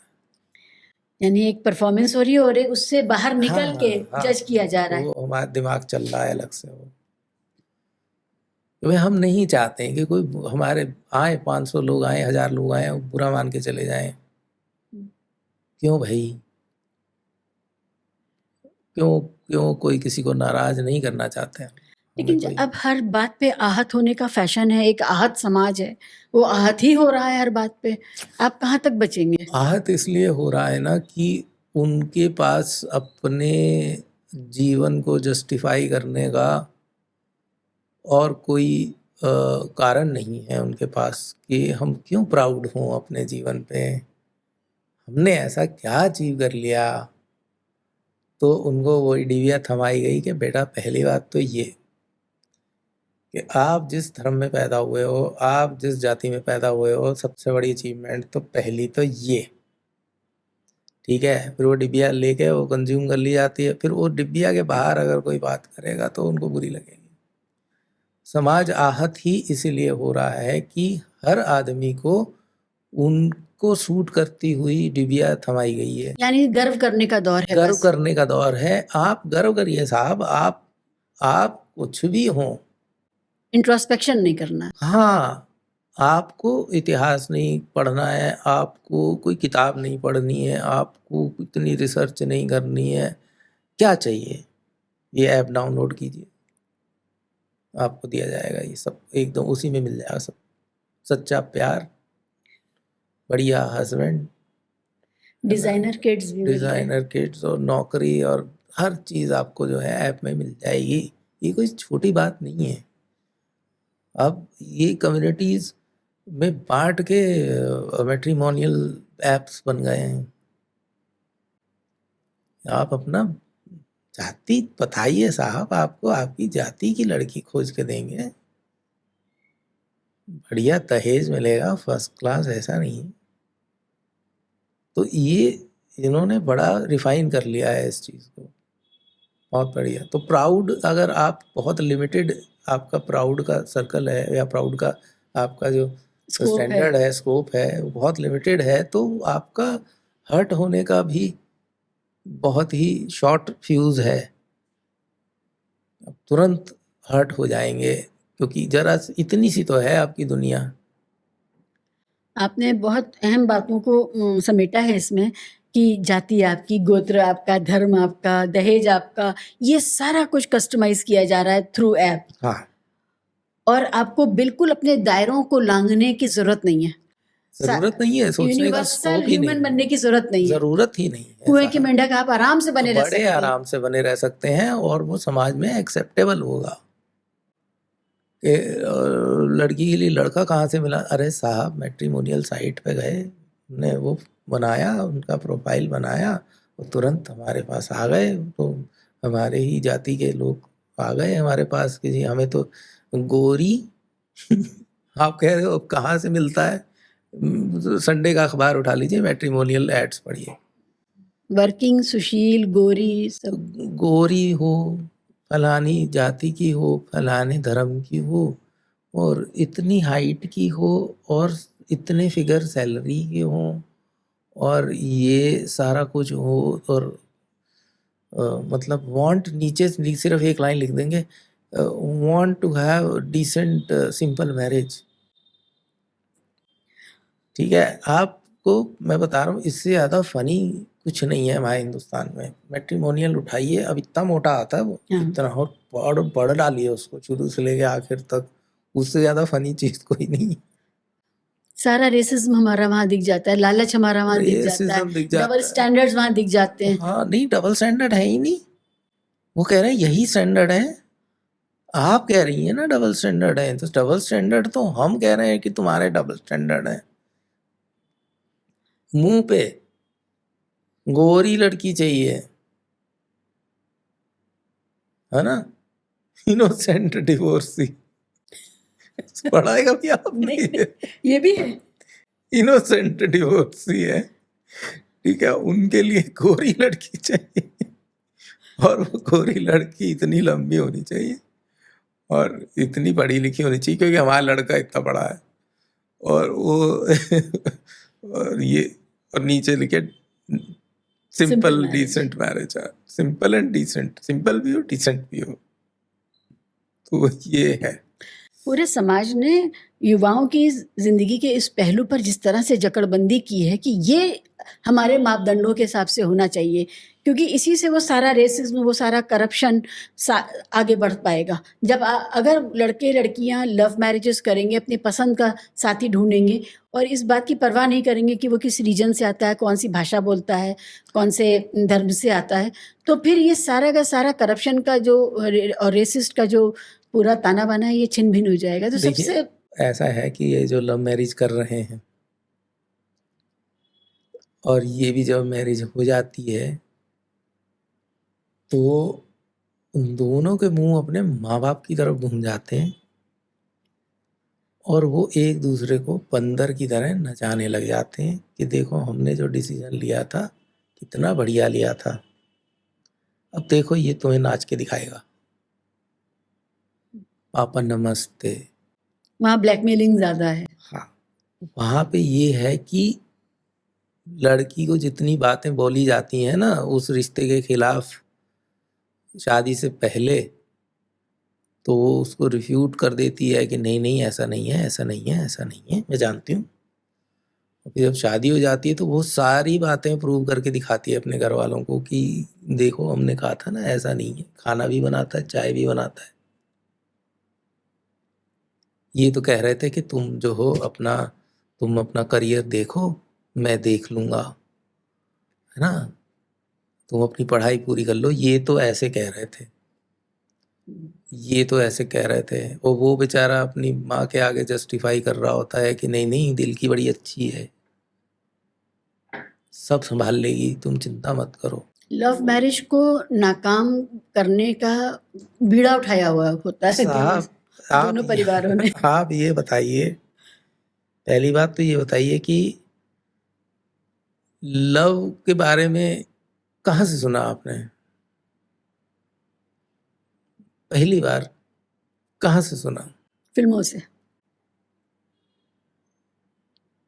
साहब लिटरेचर हो जाए, कोई कविता हो जाए, कहानी हो जाए, और हमारे जितने भी सागाज हैं, ये किताब है मैंने एडिट की है, popular legends of India and Pakistan, उसमें जितने हमारे लव सागाज हैं, सोनी महिमाल, हीर रांझा, सस्सी पुन्नू, साहिबा मिर्जा, 100% मौत पे ख़त्म होते हैं, किसी की शादी नहीं होती, नाकाम है सब। नाकाम इश्क है। तो इश्क वही जो था, वो नाकाम इश्क ही इश्क था। सक्सेसफुल इश्क इश्क नहीं होता है। तो वो हम सक्सेस उसका ये मान रहे हैं कि शादी हो गई तो सक्सेसफुल हो गया इश्क। नहीं, शादी कोई, ये प्यार कोई जो लव है कोई नेचुरल फिनोमेना नहीं। आप किसी से फिजिकली अट्रैक्ट हो सकते हो, 100% ठीक बात है, वो आपकी बेसिक इंस्टिंक्ट है। लव आपकी बेसिक इंस्टिंक्ट नहीं है, ये वेरी वेल क्राफ्टेड एक चीज़ सोसाइटल है, क्रिएशन है। सोसाइटल क्रिएशन है जो आपको थमाई गई है ताकि हम टेडी बियर्स बेच सकें। क्या ये है? अब इसको अगर आप धता बता देंगे, कुछ सबको बोल देंगे कि ये ऐसा है, तो लोग कहेंगे यार क्या ड्राई आदमी, रूखा आदमी। तो ये चीज़ जो है ना, ये हम समझ नहीं पा रहे हैं, ये आजकल की जनरेशन या हमारी जनरेशन भी नहीं समझ पा रहे। प्लेटोनिक लव और पवित्र प्रेम और ये पवित्र सब प्रेम नाम की कोई चीज़ नहीं होती है। वे बिल्कुल ही एक मिसगाइडेड वो है, आपको मिसगाइडेंस है ये, कि किसी के दिमाग में भर दिया जाए कि हम तुम्हारे शरीर से प्यार नहीं करते हैं, तो हम तो आत्मा से प्यार। ही आत्मा से प्यार करते हैं। फिर कहते हैं आत्मा तो कुछ होती ही नहीं है, आत्मा तो कपड़े बदल लेती है, तो आत्मा तो शरीर बदल लेती है, बदल ही लेती है, तो फिर वही आत्मा से कैसे प्यार करें? इसको छू नहीं सकते, काट नहीं सकते, जला नहीं सकते, है ना, तो उसको कैसे प्यार करें? फिलॉसफी में तो मानते हैं लव लस्ट ड्रिवन है वर्ल्ड। हमारा बाकायदा वीडियो है हमारा इसके ऊपर, पूरा लस्ट लव एंड लैंग्वेज, इसके ऊपर पूरा एक वीडियो है हमारा। अच्छा, हाँ, अब वो मैंने नहीं देखा, हालांकि मैंने काफ़ी रिसर्च करी आज। हाँ, तो उसमें वही बात है ना कि हमारी जो इम्पोर्टेंट काम है वो किसी ने देखा ही नहीं है, किसी ने नहीं देखा, और वो सब उसी पे चल रहे हैं कि भाई एक फ्रेज तुमने बोला था, दुनिया भर जरा में उसकी कहानी बता दीजिए, ये वो क्या चक्कर है? कुछ नहीं है, वो कमबैक लाइन है। ओके।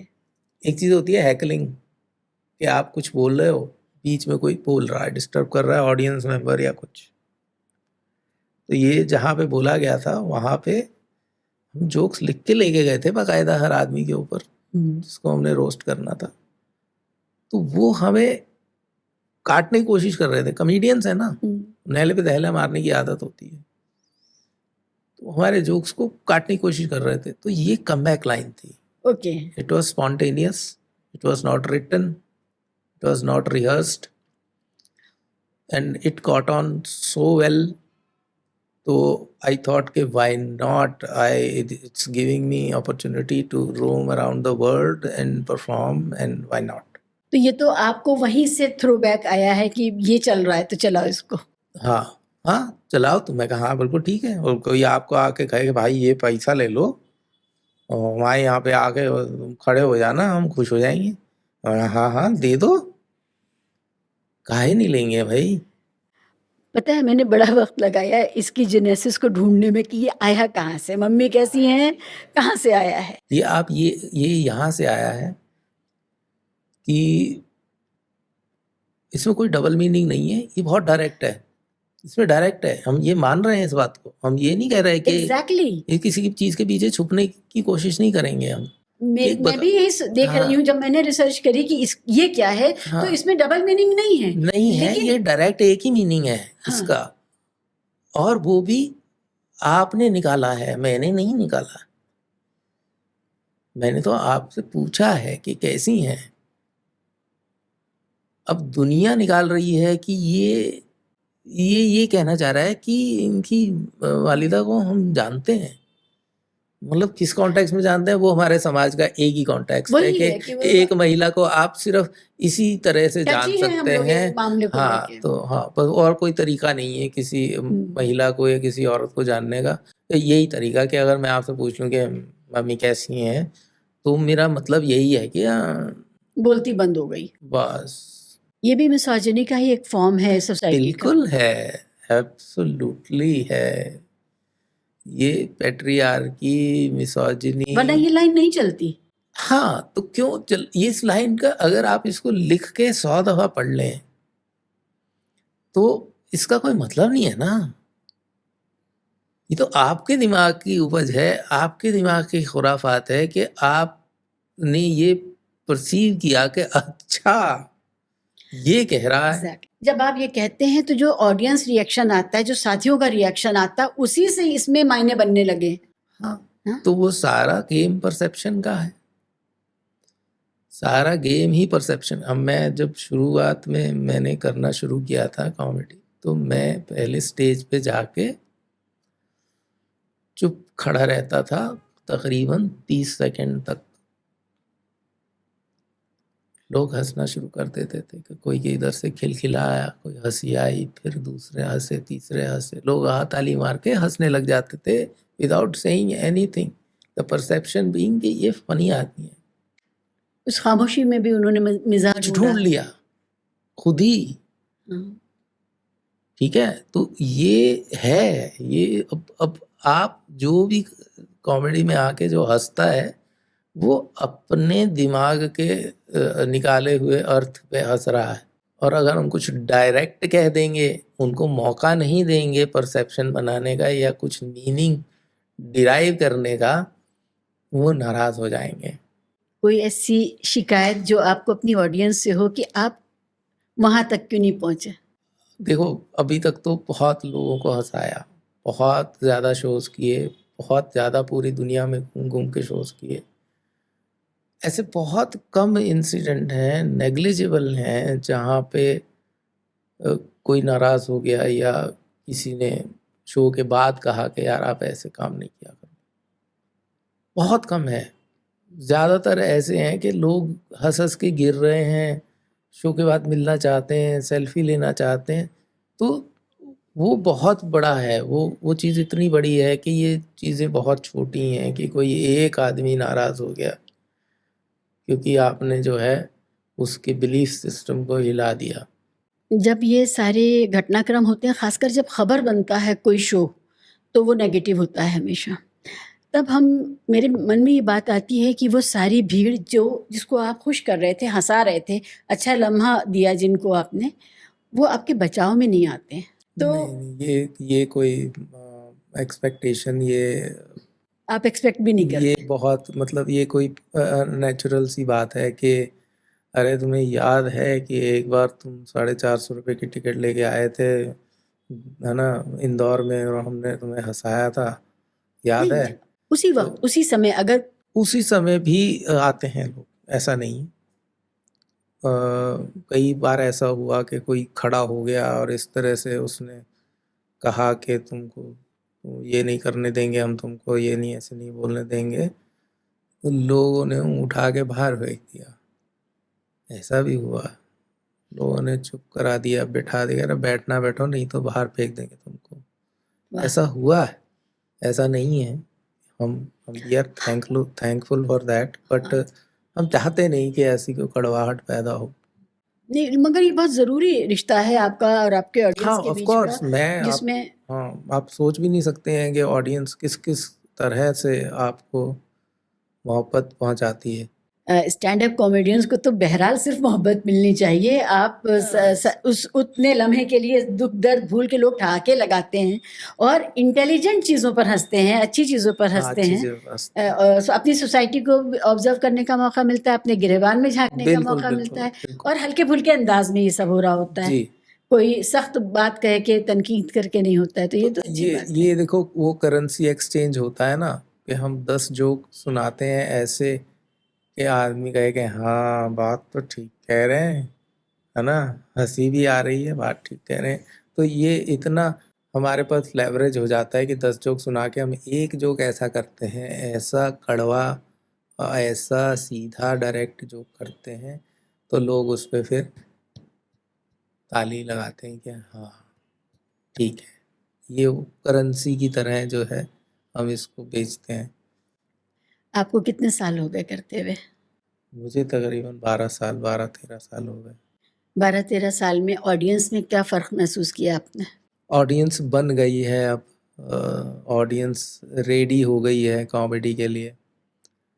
पहले जो कॉमेडी थी, जो स्टैंड अप कॉमेडी नहीं थी, जो फिल्मों में कॉमेडी थी, जो टीवी में कॉमेडी थी, जो पोइट्री में कॉमेडी थी, लोग उसी को कॉमेडी समझते थे। तो जब शुरू किया कॉमेडी करना, स्टैंड अप कॉमेडी करना, तो लोगों को ग्रामर समझ में नहीं आई इसकी शुरू शुरू में। उनको वही चाहिए था कि भाई तुम एक एक सोसाइटी है, उसमें हर धर्म के, हर कास्ट के लोग रहते हैं, हर जियोग्राफिकल लोकेशन के, और जब वो आते हैं स्क्रीन पे तो उनके प्रदेश का म्यूजिक बजता है पीछे से, बल्ले बल्ले बल्ले बल्ले बल्ले, है ना। तो वही वहां तक लिमिटेड थी। पुशिंग दी एनवलप जो है, जो AIB ने किया, तन्मय ने किया, खम्बा ने किया, जो इन लोगों ने जो सीमा लांघी है, उन्होंने एक ज़मीन प्रोवाइड की है स्टैंड अप कॉमेडियंस को कि नाउ, क्योंकि हमने इतना बोल दिया तो आप इतना तो बोल ही सकते हो। तो ऑडियंस उसके लिए तैयार हो गई है, अब पहले तैयार नहीं थी। लोग एक्सपेक्ट कर रहे हैं कि हाँ ये तो होगा ही। वहीब साहब, कॉमेडी के अलावा वो तो एक राइटिंग है, लेकिन उसके अलावा आप किस तरह की क्रिएटिविटी के साथ इन्वॉल्व हैं? मैं फिलहाल तो अभी कुछ ऐसा नहीं कर रहा हूँ, पर मैंने पास्ट में मैं थिएटर से मेरा वास्ता रहा है। मैं दिल्ली में क्योंकि पला बड़ा हूँ, तो दिल्ली का जो थिएटर उस टाइम था, जब पीयूष मिश्रा हारमोनियम पकड़ के गाना गाते थे, ठीक है, गजराज राव एक्टिंग करते थे, आशीष विद्यार्थी एक्टिंग करते थे, ऋतुराज एक्टिंग करते थे, ठीक है, तो वो भी एक दौर था। और फिर हबीब तनवीर साहब जो थे, उनका आगरा बाज़ार और उनका चरणदास चौर और जो उनके गीत हैं छत्तीसगढ़ी सिंगर्स के, वो सारा दौर इतना इम्प्रेसिव था, इतना ज़्यादा उसका असर मुझ पे पड़ा कि मैं भी थिएटर में मुब्तला हो गया। और मैं थिएटर में, क्योंकि एक सरदार लड़का, उसको क्या ही रोल आप देंगे, क्योंकि एक सरदार लड़का हेमलेट तो नहीं बन सकता है, या कोई है ना, शेक्सपियरियन किरदार नहीं कर सकता है। तो हम लोग एक्सपेरिमेंटल थिएटर करते थे ना, स्ट्रीट थिएटर जो होता है, और ये सारी चीज़ें तो मैंने किया। तो मेरे पे वो इतना गहरा असर था उस चीज़ का। तो तकरीबन 20 साल फिर मैं जो था अपने फादर के पब्लिशिंग हाउस को चलाता रहा, और कई कई रोज़गार, हमें रोज़गार में मैं लगा रहा, तो मैंने कुछ क्रिएटिव किया नहीं। पर फिर जब मैंने 20 साल बाद माइक उठाया, उसके बाद तो मैंने कविताएं लिखी, मैंने नाटक लिखे, और गाने लिखे, है ना, और बहुत कुछ किया, मतलब और बड़ा मज़ा आया। और काफ़ी अच्छे अच्छे मतलब मुझे लगता है कि मुझे तो अपने लिखा हुआ बड़ा पसंद आता है। तो अपने नाटक जो थे, वो कुछ हमारी सोहबत ऐसी रही, मानव कौल की वर्कशॉप हमने अटेंड की, तो उसके बाद थोड़ी उनसे हल्की सी दोस्ती भी हो गई। तो ऐसे लोगों के साथ सोहबत में रह के मैंने जो है राइटिंग जिसे कहते हैं, ये लिखे, नाटक लिखे। फिर वही जो एक हीर के वारिस नाम से एक नाटक मैंने लिखा, जिसको दादी पदम जी ने डिज़ाइन किया, और वो को दुनिया में हर जगह खेला गया, और उसमें पपेट्स के साथ और एक्टर्स के साथ कहानी फिर से सुनाई गई। वाह। हाँ, तो वो उसका थीम ये था कि हीर को मारा गया था, वो ऑनर किलिंग थी वो उस ज़माने में। 14th सेंचुरी में वारिस शाह लिख गए, और वो आज भी हो रहा है, ऑनर किलिंग हो रही है। तो वो दो चीज़ें थी कॉन्ट्रास्ट में, कि जो कठपुतलियाँ थी वो ही रांझे की स्टोरी सुनाई जा रही थी, पैरेलल उसके एक नए नए नए ज़माने का जोड़ा था, जो वही के इश्क को डिस्कवर करके, और उसके बाद वो ये डिस्कवर करते हैं कि क्या खराबी हो सकती है हमारे रिलेशनशिप में, किस चीज़ में, कि तुम बड़ी गुफा वाले बाबा को मानते हो, हम छोटी गुफा वाले बाबा को मानते हैं, हम बृहस्पतिवार को निरामिष भोजन ये सब डिफरेंसेस क्रिएट हो गए। वो कहाँ वो 14th सेंचुरी में कि सिर्फ उस रांझे को देख लेने भर की वजह से उसके अपने माँ बाप ने उसको जहर दे के मार डाला। तो ये कहानी क्यों नहीं भाई सुन रहा कोई, और क्यों नहीं देख रहा कोई, तो मैंने उसके ऊपर ये प्ले लिखा। मेरे को लगता है कि वो मेरी लाइफ का सबसे इम्पोर्टेंट काम था, और मेरा जो सेटिस्फैक्शन का जो थ्रेशोल्ड है वो बहुत लो है। मैं कुछ करता हूँ जिसमें मुझे मज़ा आ जाता है, तो उसके बाद कहता हो गया अपना बस। तो मैंने उसके बाद भी नाटक लिखे। But this is really very poignant, very deep. ये जक्सटापोजिशन करना कि हम कहाँ आगे बढ़े, नहीं वहीं नहीं है भाई, वही वो ऑनर किलिंग हो रही है। वो कई कल्चर्स में तो honour killing by law allowed है, कि अगर आपको लगे कि आपकी बेटी या आपकी बहन ने कोई ऐसा काम किया है जो आपकी फैमिली के ऑनर को वो कर रहा है, डिस्क्रेडिट कर रहा है, तो आप बिस्मिल्लाह कीजिए, मार डालिए। ऑनर किलिंग होती ही समाज के लिए, समाज को दिखाने के लिए कि देखो देखो हमने हमने ये छोड़ा नहीं। छोड़ा नहीं, हाँ। और बाकियों को डराने के लिए कि तुम भी होशमंद हो जाओ, हम ये बर्दाश्त नहीं करेंगे। जी। कितनी ऑनर किलिंग्स ऐसी हैं जिसमें पूरे गांव के गांव ने गवाही नहीं दी, किसी नहीं ने दी, गवाही किसी ही ने नहीं गवाही दी, और जबकि सर काट के पूरे गांव में घुमाया गया लड़का लड़की का। हाँ, और वो उसके बेस में भी जातिवाद है, जी।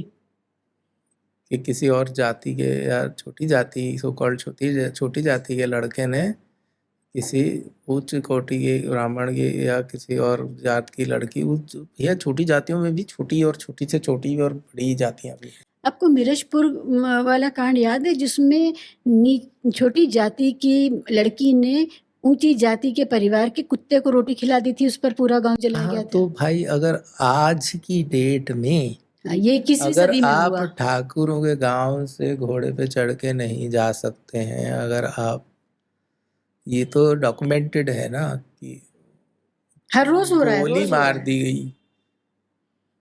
एक पुलिस वाले जो पुलिस में काम करता है बाकायदा, सो कॉल्ड जो है शेड्यूल कास्ट से बिलोंग करता है, उसको पुलिस को प्रोटेक्शन में ले जाना पड़ा क्योंकि वो जाना भी घोड़े पे चाहता था। अब ये जहालत तो दोनों तरफ है ना भाई, तुम्हें घोड़े पे क्यों जाना है? जोकर जैसा लगता है हाँ लेकिन नहीं तो वो, पर ये वही पुड़िया थमाई हुई है उनके कि बेटा ये तुम्हारा, तो ये तुम्हारे प्राइड का क्वेश्चन है। घोड़े पे नहीं चढ़े तो क्या, तलवार पकड़ के जा रहे हैं भाई, है ना? क्या लड़ने जा रहे हो किसी से, क्या करने जा रहे हो? शादी करने जा रहे हो भाई। लड़की लूटने की चीज़ है, वो जो पुरानी मानसिकता है ना, ये उसी का द्योतक है हाँ, कि हम छीनने जा रहे हैं, जीतने जा रहे हैं, छीनने जा रहे हैं, पर उठा ऐसा के भी लाने था जा रहे कि हैं। भाई पुराने ज़माने में होता था कि कोई ब्याह करके जा रहा है तो उसको गहना वगैरह मिला है तो डाकू लूट लेते थे। तो वो है कि घोड़ा और तलवार और ये सारी चीज़ें तो उसके लिए था। वो एक ऐसी चीज़ बन गई कि हमने कहा कि ये तो अपने इज्जत का ही प्रश्न हो गया कि भाई घोड़े पे तो चढ़ना ही है हमें, ठीक है ना? सारी उम्र चाहे लकड़ी के घोड़े पे ना चढ़े हों, तो एकदम से जिंदा घोड़े पे बिठा दिया जाता है। तो ये समाज की दो जो इडियोसिक्रेसीज हैं दोनों तरफ से हैं। एक तो वो जो घोड़े पे ही जाना चाहते हैं, और दूसरे वो के जो घोड़े पे बैठ के निकलने नहीं देना चाहते हैं, क्योंकि हमारे गांव से कैसे निकल जाएगा घोड़े पे बैठ के।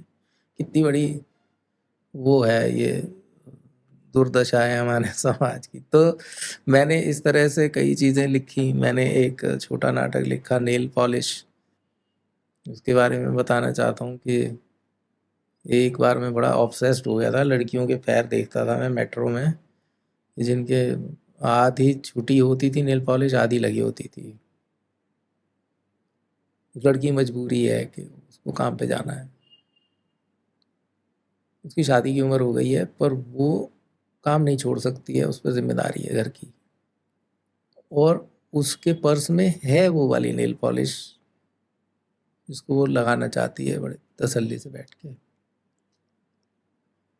पर वो उसके पास वो टाइम ही नहीं कभी आता है।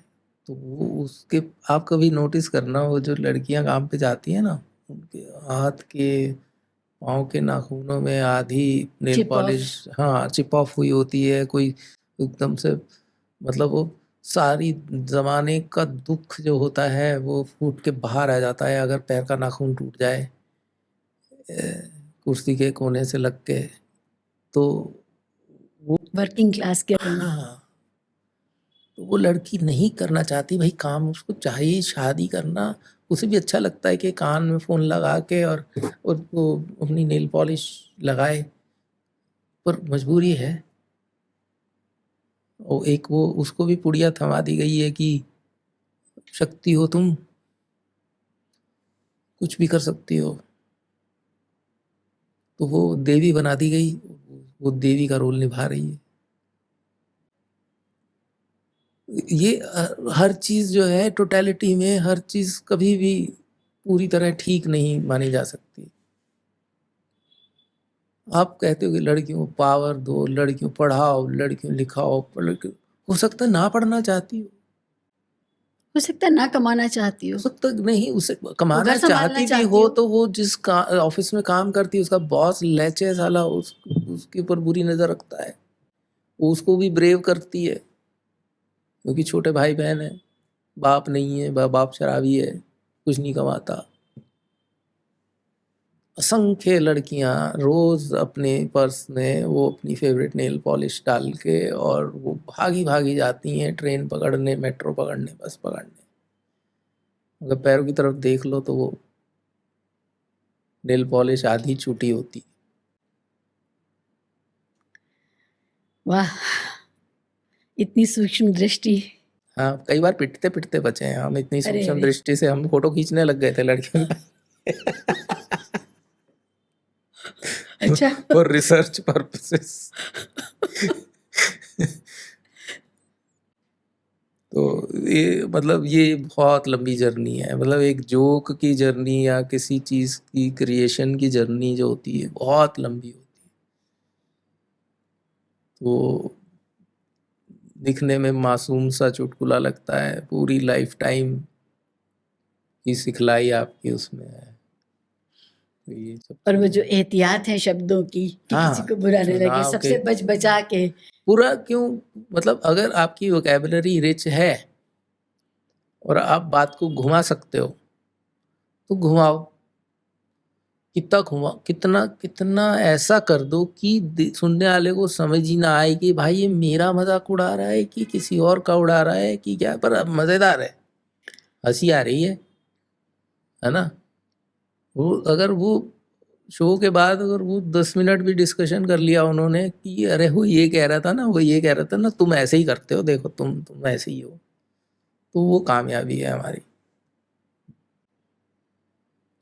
कोई ऐसा टारगेट ग्रुप जो आपको लगता है अमीर या खास तरह के पावरफुल, खास तरह के शहरों में रहने वाले? पावरफुल आदमी, पावरफुल, पावरफुल कोई भी हो सकता है, पावरफुल आदमी भी हो सकता है, पावरफुल औरत भी हो सकती है, ठीक है, नेता हो सकता है पावरफुल, पॉलिटिशियन हो सकता है, इंडस्ट्रियलिस्ट हो सकता है। Power drunk? पावर ड्रंक, भाई एक मैं भी ये कहना चाहता हूँ कि हम जानते नहीं है पर्सनली इन लोगों को, हम नहीं जानते ये लोग जो बहुत बड़े पॉलिटिशियन हैं या बहुत बड़े उद्योगपति हैं या बहुत बड़े, है ना, पब्लिक फिगर हैं, हम नहीं जानते। हो सकता है एक्वेंटेंस भी हो सकता है थोड़ी बहुत बातचीत हो, पर हम जानते नहीं है इनको। जो भी पब्लिक परसेप्शन है, ये बात तो पक्की है ना कि भाई इसके पास इतने फला फला हजारों करोड़ रुपए हैं, तो इन्होंने इतने पैसे इस काम में फूक दिए, एक पर्टिकुलर काम में, तो वो तो दिख रहा है ना। एक हिचकिचाहट और कबाहट भी रहती है ऐसे लोगों को जानने से कि भाई ये हम में से नहीं हैं, ये पता नहीं कैसे लोग हैं, वैसे तो नहीं है, ये तो ऑब्वियस सी बात है। और पता नहीं ये कैसे लोग हैं, इनसे दूर ही रहना भाई चाहिए। ऐसा है कि अगर छोटी से छोटी बात है कि एक आदमी है मैनेजर और एक आदमी है असिस्टेंट मैनेजर, उनमें भी दोस्ती नहीं हो सकती। ये तो आप पता नहीं कहाँ की बात कर रहे हैं।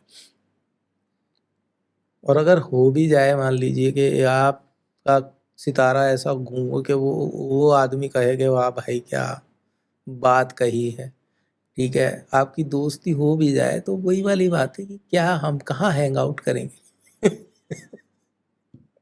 अब तो मेरे दोस्त है तो मैं उनको कहता हूँ भाई मेरे घर आ जाओ, है ना, खाना खाएंगे और टिंडे की सब्जी बनी है और तुम जो खा लेना जो एक मैं खाऊंगा। बेतकल्लुफी रहती है। बेतकल्लुफी रहती है, खुल के बात कर सकते हैं।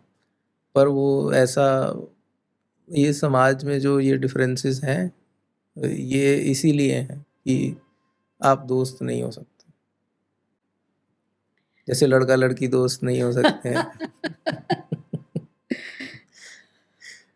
तो जी। ये मैं बड़ा क्लियर हूँ इस मामले में, क्योंकि ये सब जो हमें वोक कल्चर भी हमें पुड़िया में दिया गया है, और कि ये वोक होना इसे कहते हैं। लड़के बेयर मिनिमम करके अपने आप को वोक मान रहे हैं कि आज तो चाय बना दी भाई साहब मैंने, कमाल कर डाला। ये फेमिनिज्म से निकली हुई एक ऑफशूट है जिसके चक्कर में लड़के भी पड़ गए। हाँ, ऑफशूट ये है कि देखो लड़के तो आप में इंटरेस्टेड हैं बाय वे ऑफ आपकी बॉडी, ठीक है। मुझे कोई और रीज़न नहीं मिला है आज तक बड़ा स्ट्रॉन्ग सा कि मैं ये मानूं कि लड़के इसके अलावा किसी लड़की से कुछ और चाहते हैं। वो सिर्फ ये चाहते हैं कि ये तो है ही, और अगर मैं दुखी हूँ, मैं क्योंकि मैं आदमी हूँ, तो दुखी तो मैं ही हो सकता हूँ ना। तुम्हें क्या पता, मैं 8 घंटे बाहर नौकरी करता हूँ तो मैं दुखी हूँ ना। मैं घर आऊँ तो मेरी खातिर तवज्जो होनी चाहिए, तो मेरे से पूछोगे क्या हुआ तुम्हारे दिन का, तो अगर उसको उसकी ज़रूरत सेटिस्फाई हो रही है तो वो तुमसे भी कभी कभार पूछ लेगा और क्या किया सारा दिन। ये क्वेश्चन इतना लोडेड है, ये कुछ करने को तो था ही नहीं। आराम आराम किया तुमने, क्या हाँ, बताना है? हाँ, क्या किया, मतलब जब कुछ करने को नहीं था तो तुमने क्या किया। ये भी है। इतना बहुत फर्क। इंसाइटफुल बातचीत हुई। जी, बहुत शुक्रिया महिब। कोई बहुत ऐसी बहुत बात जो आप शुक्रिया। ऑडियंस से अपने कहना चाहते हो? आप ये मत सोचिए कि मैं चाहता हूँ कि आप मेरी कॉमेडी सुने। मैं ये चाहता हूँ कि आप वो काम करें जिससे आपको खुशी मिले। ठीक है, ज़रूरी नहीं कि आप कॉमेडी सुने। हो सकता है कि आपको गज़लें सुनने में मज़ा आता हो सकता है पोएट्री सुनने में मज़ा आता हो सकता है फ़िल्में देखने में मज़ा आता हो। अब सारे तो स्टैंड अप कॉमेडी नहीं सुनेंगे ना, पर आप वो करें ज़रूर। आप वक़्त निकालें, आप फ़िल्म देखें बड़ी अच्छी सी किताब पढ़ें। आप अपने आप को महसूस करेंगे कि आप इवॉल्व हो गए, आप बड़े हो गए या आपने कुछ सीखा। उससे जो आपको खुशी मिलेगी, वो आप बाँटेंगे। सिर्फ़ एक खुश आदमी ही किसी को खुशी दे सकता है। एक उदास और एक गुस्से से भरा हुआ आदमी दूसरे को खुश नहीं कर सकता है। बहुत उम्दा। तो यही कहना है बस। ऐसे समय में जब इतना ज़्यादा cancel culture, boycott culture, ban culture आगे बढ़ रहा है, हेट्रेड इतनी रैम्पेंट है, हेट करने से पहले सोचा नहीं जाता। मंदिर मस्जिद को भी समेट लिया जाता है और बाकायदा गालियाँ दी जाती हैं समाजों को, पहचानों को। ऐसे में कॉमेडी और ख़ासकर स्टैंड अप कॉमेडी बहुत इंटेलिजेंट काम है। जब आप उसकी बारीकी में जाते हैं, आपको टाइमिंग का, आपको एक-एक शब्द का पता चलता है कि ये कितने थॉटफुली ये क्रिएट किया गया है। और मे योर ट्राइब इंक्रीज़। आप इसी तरह लोगों को शुक्रिया। समझाते रहें, बताते रहें और उनको मजबूर करते रहें कि अपने आसपास अपनी ज़िंदगी का कॉन्फ्लिक्ट आइडेंटिफाई करें और बेहतर इंसान बने। जी, बहुत शुक्रिया, बहुत अच्छा लगा। बहुत-बहुत शुक्रिया। मुझे भी बहुत अच्छा लगा। बुलाने के लिए बहुत-बहुत शुक्रिया।